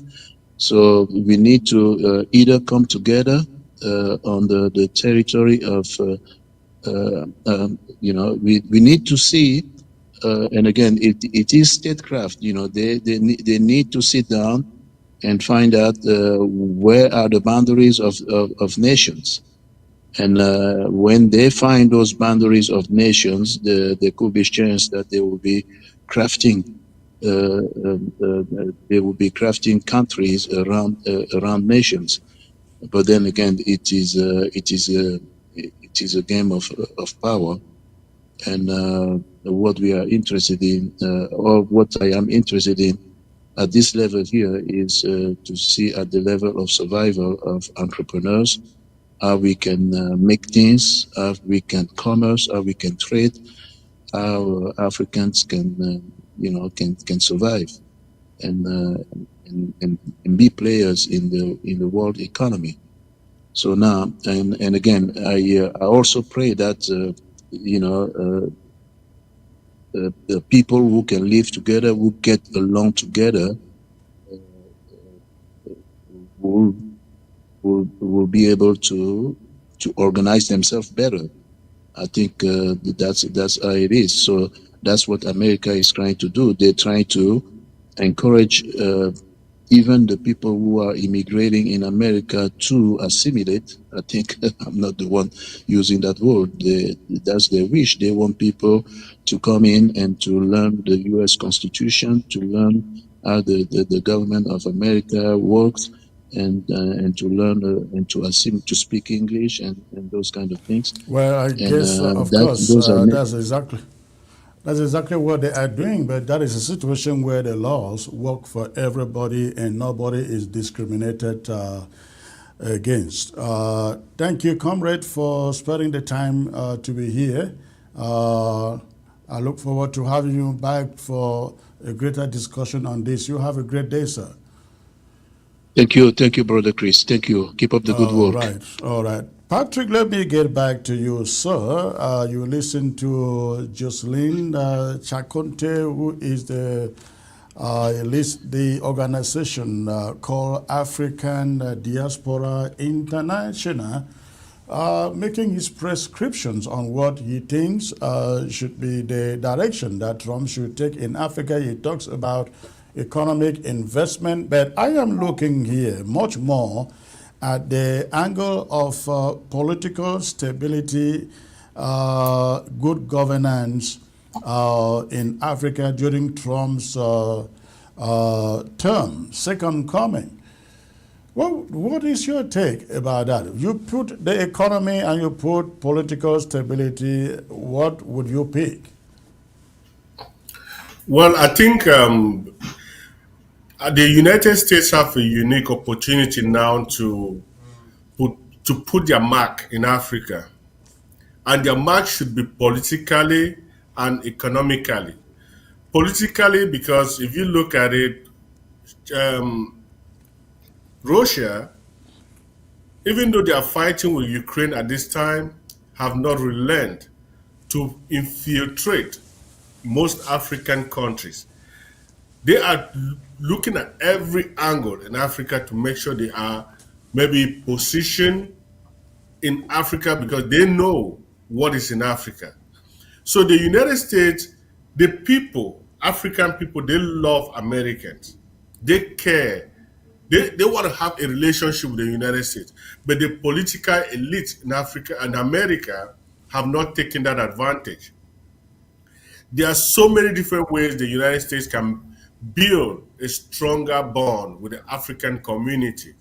The Trump administration should start by looking at what kind of investment can we have in Africa. When we say investment, it's not just going to talk with the government and say, okay, we want you to do this, we want to give money for you to do this. We know the elite in the African continent, they will always embezzle that money and nothing will be done. The United States can start looking at how they can develop the African market, because the African market, they have the labor force that can supply the United States what they need in so many different angles. When you look at the political avenue, good governance is something that Russia and China, they go to Africa, they do not have anything to do with your government. They deal with whoever is there and giving them what they want. That is something that the United States should start questioning. If we have to deal with you, you are going to accept to be a government that is democratic, that cares about the people. And this immigration stuff is one of the things that they can use. Like I said earlier, if they start putting some benchmarks and say, if we see 2, 3, 4, 5,000 people from your country leaving to come to the United States, it means you are doing something wrong. I will give a quick example. The people of like Equatorial Guinea, if you come to the United States, Equatorial Guinea is a dictatorial system, but the people don't leave. They are doing something because there's less discrimination, and the government is doing a few things that is making the people want to stay back in their territory. Then you even like Egypt and other parts of Africa, some of them have that have some little iota of caring about their people. The people do not leave. But if you go to somebody like La Republique, in La Republique, if you are not related to an elite, if you are not related to a governor, a DO, and all those things, or a commissioner, you are screwed. You are living in that country like a foreigner, like a slave. You cannot even drive on the street. So those are the kind of things that the Trump administration should look at in Africa and question these African nations. And part of it is they are supposed to even talk to United Nations. What is your agenda for the African continent? They look at the war that's been going on in Congo. How many years has that war been going on? What has the United Nations done to say we want to find a solution to it? If the US starts making sure they stop these wars in Africa, they will understand that the African market will be open for America in so many different ways. What they are doing with Chinese, they can do that in Africa. They can create factories in Africa that are producing for the US market. That is going to help the United States economically, and that is going to stabilize the African economy, because most of the youth, if you look at the population of Africa today, about 65% of the African population are youth.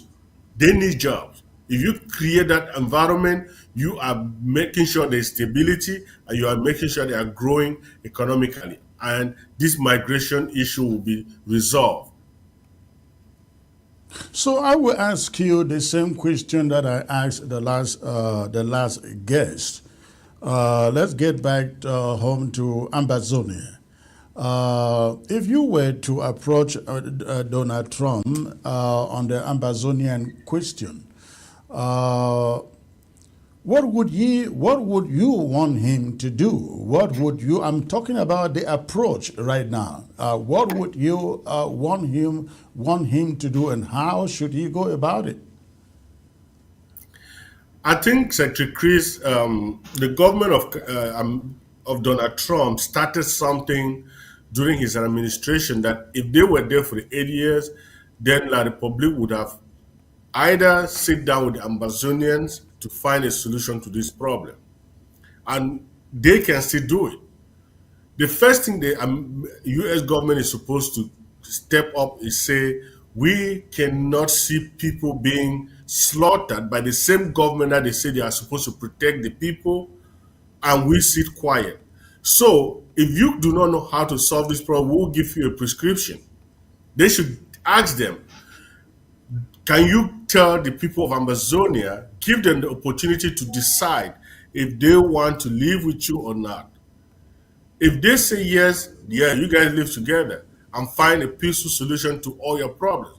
If they don't want to live with you, let them go. Give them a referendum. Let them make this decision. The people on the ground should make this decision. When they make this decision, then they will be able, you will be able to have a government that is out there for the people. So if the Trump administration give them this option and they are not willing to listen, then they have to take it to the next level. All these ministers in Cameroon, their children are going to school in America. If they put sanctions and say, if you have your children in America, they are going back, they'll go to school in Cameroon. I will send them back, they'll go to school in your territory. The government also have investments here. We even close your embassy. You don't have any relationship with the United States. Yes, the United States have the embassy in Cameroon. We'll also close that. I don't think it's going to cost anything for the United States to close that embassy. We don't have to have anything with you. If you do not understand that the government is for the people, then we cannot be dealing with you. So those are some of the things that the U.S. government can do that will make La Republic to start thinking the other way around. And what would you say Ambazonian leaders should be doing at the moment, perhaps to take advantage of this new leadership in the USA? Well, I think Thibault Nash gave us that prescription. He has said this, I would say, for the past 4 years, maybe 10, 15, 20, or 30 times. When he was there, they could not do anything for Ambazonia because every month or every so often, they had Ambazonian leaders, groups coming to their office with the same request.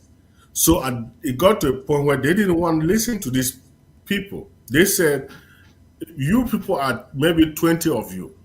Why can't you come together as one and bring your request on the table? Should I go solve a problem for A, tomorrow I'm solving the same problem for B? The Ambazonian leaders should be thinking how they can put down their ego and come on the same table and say, we are going to work with the Trump administration on one prescription, one direction, and one demand. This is what we want, and we want to do it together. Because if you don't do that, and we go to take the same route, where, let's say, Sako, Ayaba, and all these people go and say they are going to meet whoever is going to be representing the African within the American government, we are going to be on the same spot 4 years from today, because they will see 10, 20 people coming to their office with the same request, and they'll just turn their backs and say, we don't need you. You don't know how to come together. We want to solve problems, one problem for all the people, not 20 problems for the same people. Well, I hope that they listen and learn from that wisdom and come together, speak with one voice, carry out action from as a team, and we hope that the U.S. government Donald Trump will maybe do something. So we are all hoping and looking to see what happens. Let's take a brief minute out, and when I come back, I will open the phone lines to take your calls for those of you watching and listening from wherever that you may be. I'd like to hear what you are thinking about, number one, the two subjects I've discussed today, the celebration of Paul Biya in Bamenda, and Donald Trump's second coming. Please stay put, do not touch your remote. Again, I come back. I'm going to take your calls. Don't touch your remote.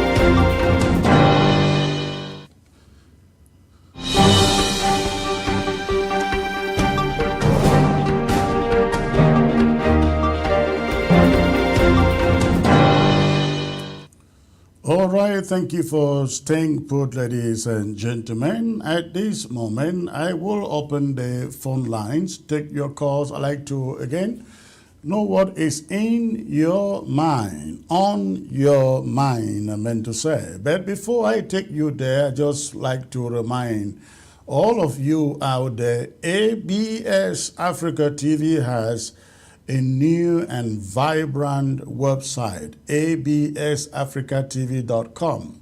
You can find all the breaking news, not just from Ambazonia or Cameroon, but from across the globe, Africa and the world included. And not only that, we are also recruiting freelance reporters. ABS is recruiting freelance reporters. If you are in Ambazonia, in Cameroon, and you would like to pick up reporting for ABS, the phone number on your screen, you can send me a message. I didn't say you should call. I said you can send me a message using that phone line, and I will speak with you. We need as many writers as possible from every nook and cranny of Ambazonia and La République du Cameroon. So please, if you are interested in writing and you know you are a good writer, you are a journalist, you are a reporter, but maybe you just love writing, get across to me with the phone number you have, send a message with that phone number, and we will discuss. Let me get to the phones here, get the first caller here. Let's see where this guy is calling from. Hello. Chris. Hello. Okay. Hello. Yeah, good evening, Comrade Chris. Good evening, sir. I guess this is from Ngolke Tunja, correct? Correct, sir. I'm calling from Gotunja County. Wonderful. All right. Tell me what is on your mind, sir. Yes, Comrade Chris, talking about the celebration of Biya's what, it is irrelevant to us. I don't think we should even talk about that. And there's a great difficulty we are facing on Ground Zero, Comrade Chris. Okay. We are not aware of your live broadcasts these days. No, I have not been live. I have not been live for, I think about a week now. So you guys haven't missed anything except the last one.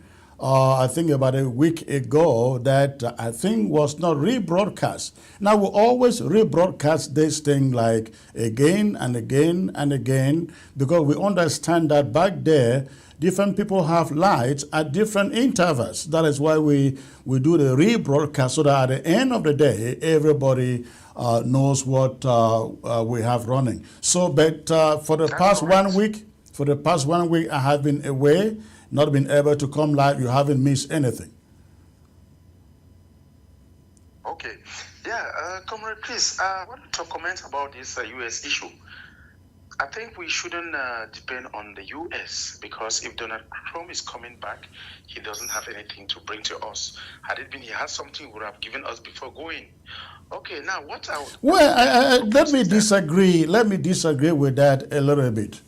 when Donald Trump of all the world leaders that we know, only Donald Trump sanctioned the regime in Yaoundé. No other regime in 8 years, not even the United Nations, not the British, not the French, nobody. Only Donald Trump has done something symbolic, and I think it is not a misplaced priority to want to believe that or hope that once more he can do something.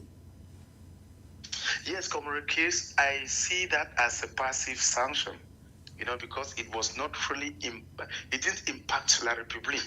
So I was like proposing that I think we should turn to Russia, because we are seeing a visible proof in Central Africa, in Mali, in Niger, in Burkina Faso.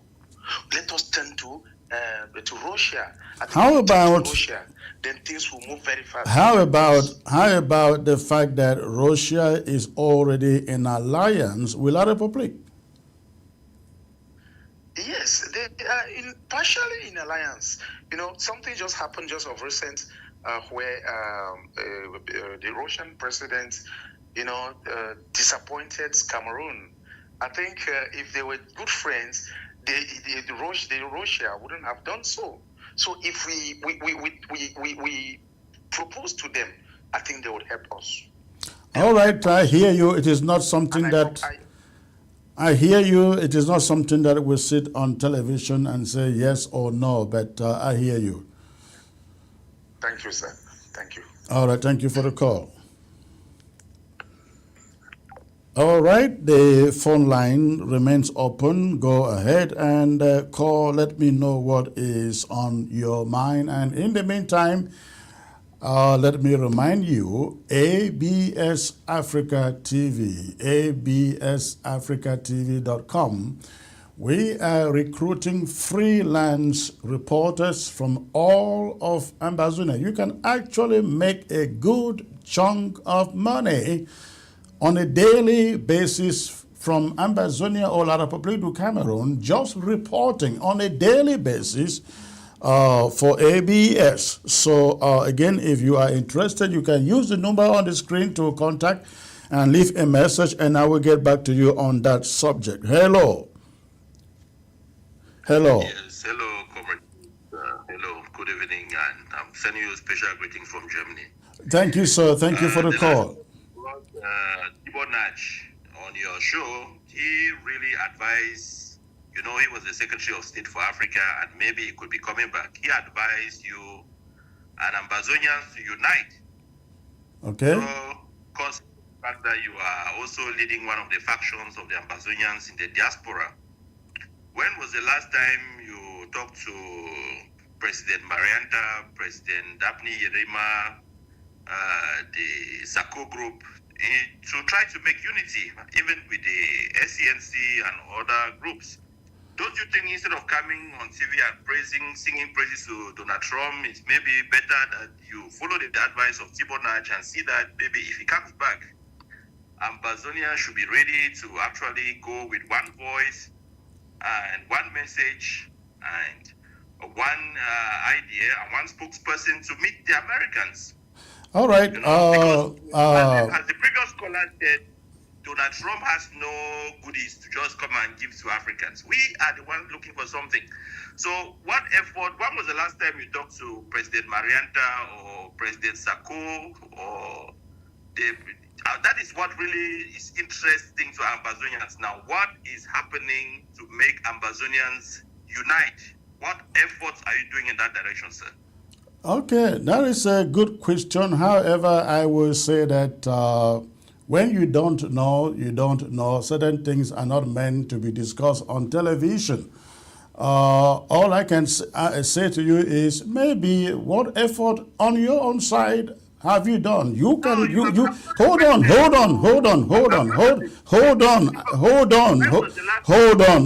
I allow you to speak. I don't want to cut you. I don't want to. Don't try to speak over me. All right. Since you don't want to listen, can you hold on? Can you hold on? So listen. Okay. When you call and you make or ask a question, sit back and listen to the answer. If I call Sako, or when I call Sako and call Marianta and call Sisiko and call whoever, I will not come and sit on television and announce that I met with that, I met with that, I met with that. Your question is good, but you are asking it in the wrong place, sir. Okay? So that is, you should note that. The time will come that I will tell you guys what I have done. Exactly what I have done. But that moment will come. It is not today. It is not now. But I believe the question of unity is everything that every Ambazonian should get engaged. And also, unity will not take us anywhere if we don't have money. Lots of people out there, they just run their mouths and ask questions. If you ask them, show me where you are supporting the liberation struggle, they have nowhere to point. They don't even belong to their local governments or counties where we are trying to rally support from. So please, let's start acting, let's start being doers and not just experts and advisors. The time will come, I will tell you guys what I have done to bring everybody together. But not now, not on television. Okay. All right. I dropped your call because you were not willing to listen. Did you listen to my answer? Yes, but you should you want people to call, then people call you drop. That is yes. Hold on. Listen. I drop you. Listen. Okay. If you call and you are not willing to listen, you only think you can talk over me. I am in charge of this show. I have the microphone, and you can't talk over me. All right, the phone line is open, ladies and gentlemen. Go ahead and call. While I wait for the next caller, I just want to remind you again, if you are out there in Ambazonia, in La République du Cameroon, ABS is recruiting freelance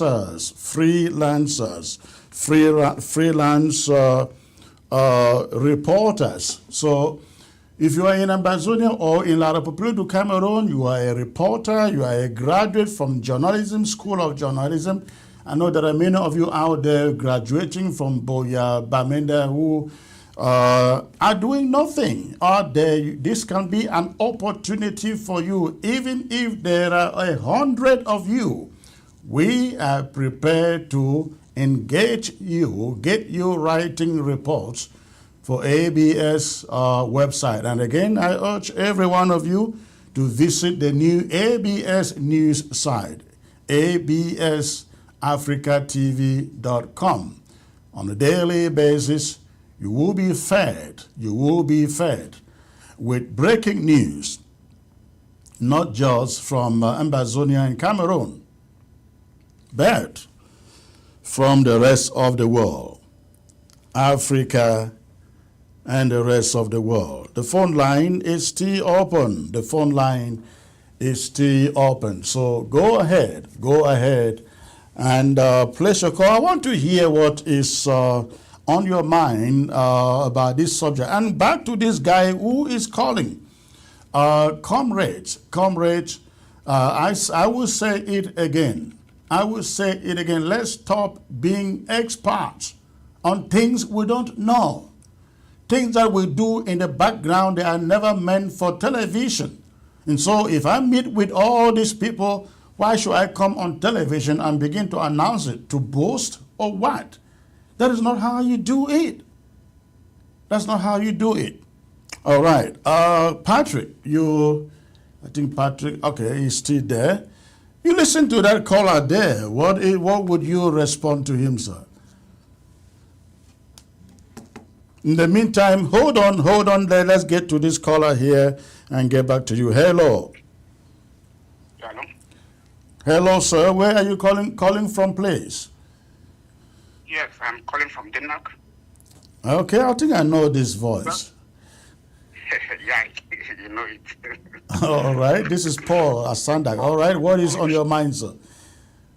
Yes, I just wanted to make one or two comments on the issue of Trump. All right.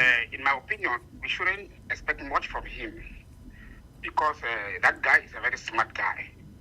That is the why he tried to talk about homosexuality and certain things that can draw the Christian population to his side. And he knows very well that almost the whole of Africa are Christians. But let me say about. So you think so? In your perception, you think he was campaigning Africans? Well, I just think because you know that you got to know that in the USA, the Christian, especially they call it the evangelicals, are a powerful and a huge voting bloc, which is one of the backbones of the Republican Party. And my perception is he was just trying to make sure that they do not stay home on election day. Yeah, yes, maybe I don't know much about that, but another point is that he talked about the wars, ending wars. The Arabs were so happy, and that is why seems most of them they fall behind him. And again, I just want to say that politics is a game of interest. Right. You know, U.S. policy, U.S. foreign policy has. They just have a very slight difference between the Republicans and the Democrats. You know that, and you know that what is coming from Africa is the breadbasket of the Western people. They will hardly try to help Africa fight dictators, nor even fight wars. The wars give the money, they sell their weapons, and they eat fat through those dictators. Policies with their loans from IMF and so on, structural adjustment plans and whatever, they pass through those dictators and they successfully do those type of things too when there is war, because economies are being destroyed. People will come to them all the time to borrow monies. And if they should promote democracy in Africa, I don't think that it will be for their own advantage. They will do everything to see that Africa remains what it is. And another point, I just feel that in our own case, they can barely influence it. He cannot do much to just make an about 10, to just do open declarations that it's going to be like this or like this. Well, I don't think only a naive person will expect that, right? Sorry? Only a very naive person will think that they will just go stand out and make pronouncements on our case, right? Very correct. Very correct. Yeah, but thank you for the call. Thank you for the call. Yeah, thank you for the call. Again, as you say it, we're not putting our eggs in Trump basket. We're only hoping that as fresh as he is and campaigning about stopping foreign wars, there is an angle inside that can be connected to our case. Because just imagine how many immigrants have flown into the USA for 8 years of this war, and not just from us Francophones too. So let's hope that he can help. Hello. Hello.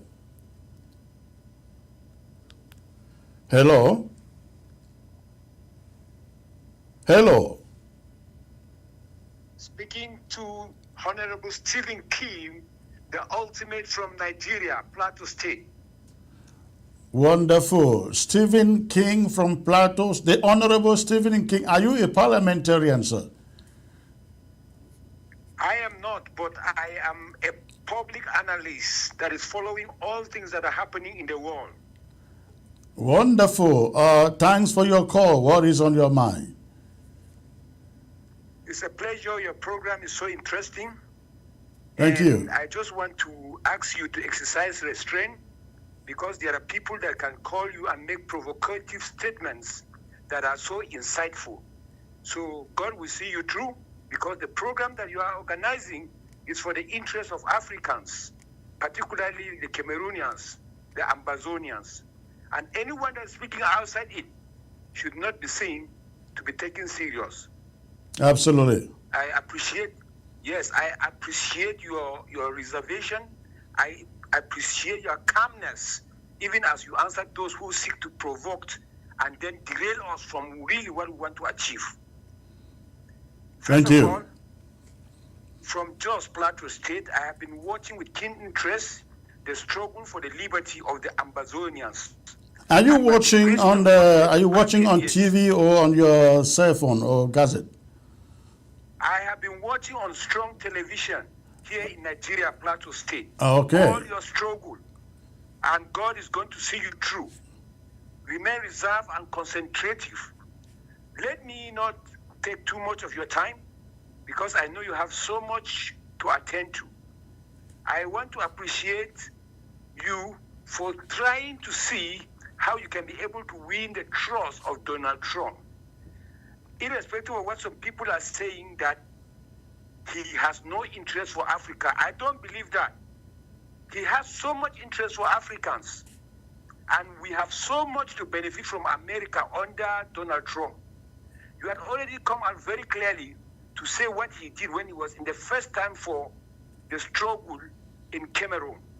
He has already shown the sign before he left.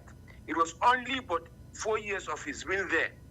You could see how he was being attacked and attempt to be assassinated, because they know the content, the greatness of what Donald Trump has, not only for America, but has for the whole world, Africa inclusive, and Cameroon being part of it, Nigeria also being part of it, where I belong.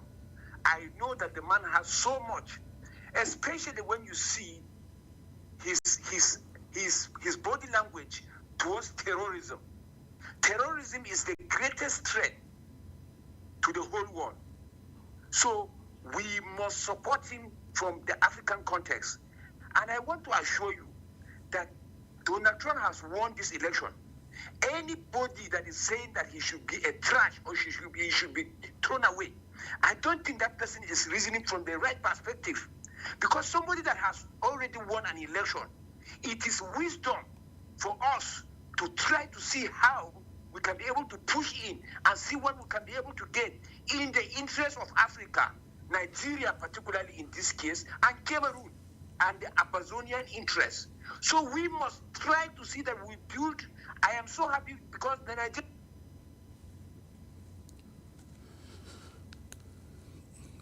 Hello.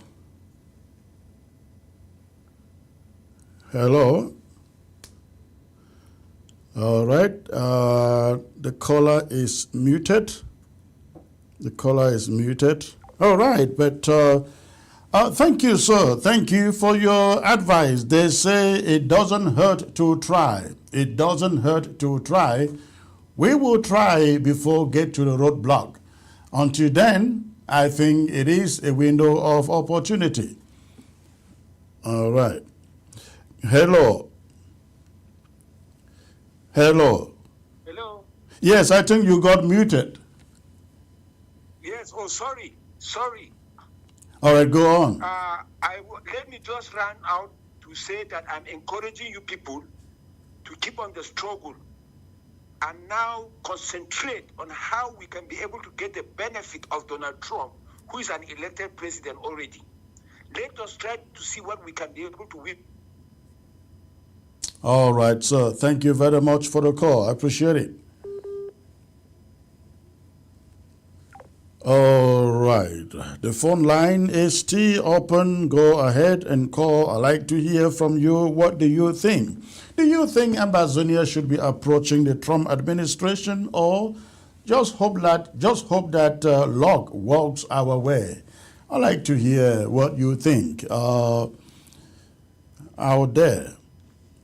All right. Patrick, what is your take from this caller from the Plateau State, Nigerian? He happens to be a Nigerian. What is your take on his suggestion? I think we lost Patrick. He is gone. All right. So again, the phone line is still open. Go ahead and call. I'd like to hear what is on your mind. I like to hear what is on your mind.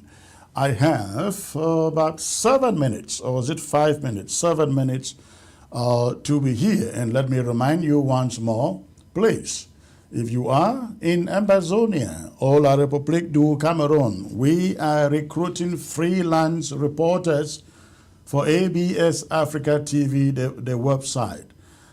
Send me a message on the number you find there on WhatsApp, and let's talk about it. Let's get back to the phone lines. Hello. Hello. Hello. Hello. Hello. Apparently, I can get this caller. Hello. All right. We can get that caller. So again, if you want to freelance for ABS Africa TV, the news website, which I would like you to visit and take a look at how it looks. Stunning, beautiful, and powerful with good stories, well-written stories, not some of the stuff I find out there on the Cameroon news websites. Our stories are well-written, maturely written, well-researched, written by intelligent and experienced minds. It is where you can take news home and believe what it says.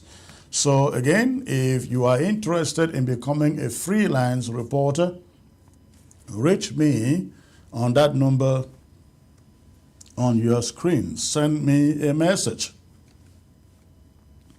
Send me a message on that line and let's talk. Let's talk. You can make some good chunk of money writing for ABS on a daily basis.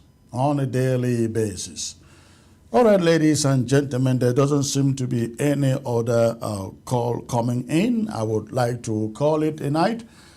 But before I go, I'd like to thank all of you and appeal to all of you. Appealing to all of you. I see moments like this, people step out to say, oh, Comrade Chris, you guys need to do this, you need to do that, you need to talk to that person, you need to talk to that person. All of this takes forms. It takes funding to get these things accomplished. I really want to appeal to all of you, every one of you listening to the sound of my voice. Victory for us depends on our ability to fund every aspect of this project called Ambazonia. We are hiring or paying a lobbyist. It takes a lot of money, especially at this hour when we are thinking that perhaps there is a window of opportunity. Please, don't just call to say that, oh, you should have done this, you should have done that. Sometimes if certain things are not done, it is because the funding isn't there. Just maybe. I can open up because these are not things that you discuss on television. So I really want to appeal to every Ambazonian who wants to see us free that we need funding. We need funding. Please go to amberdeals.com. amberdeals.com. Enroll with your widow's mite. Maybe $10 every month, maybe $20 every month. It adds up, and it can help a lot. Go to amberdeals, www.amberdeals.com. Subscribe to the website so that every month they can take out just $10. I keep on saying that if Ambazonians, just 5,000 Ambazonians were to enroll on that website, that would be giving us $50,000 on a monthly basis. And with that, we should be able to do anything that we plan on doing. But right now, The subscription is still very, very low. Please, please, let's stop being counselors and experts and start putting our money where our mouths belong. Thank you for tuning in. I look forward to coming back. Now, let me remind you, if you are a student or you have a child that is a student and is hoping to study, looking for prospect to study in the USA, next week, precisely on Wednesday, I will be bringing a guest here who will speak on sponsoring students to the USA to study in the USA. You don't want to miss it. You don't want to miss it. So I will be bringing that special guest next Wednesday to talk on sponsorship for students coming to the USA. Thank you for tuning in. I look forward to seeing you when I am back. God bless you and see you next week.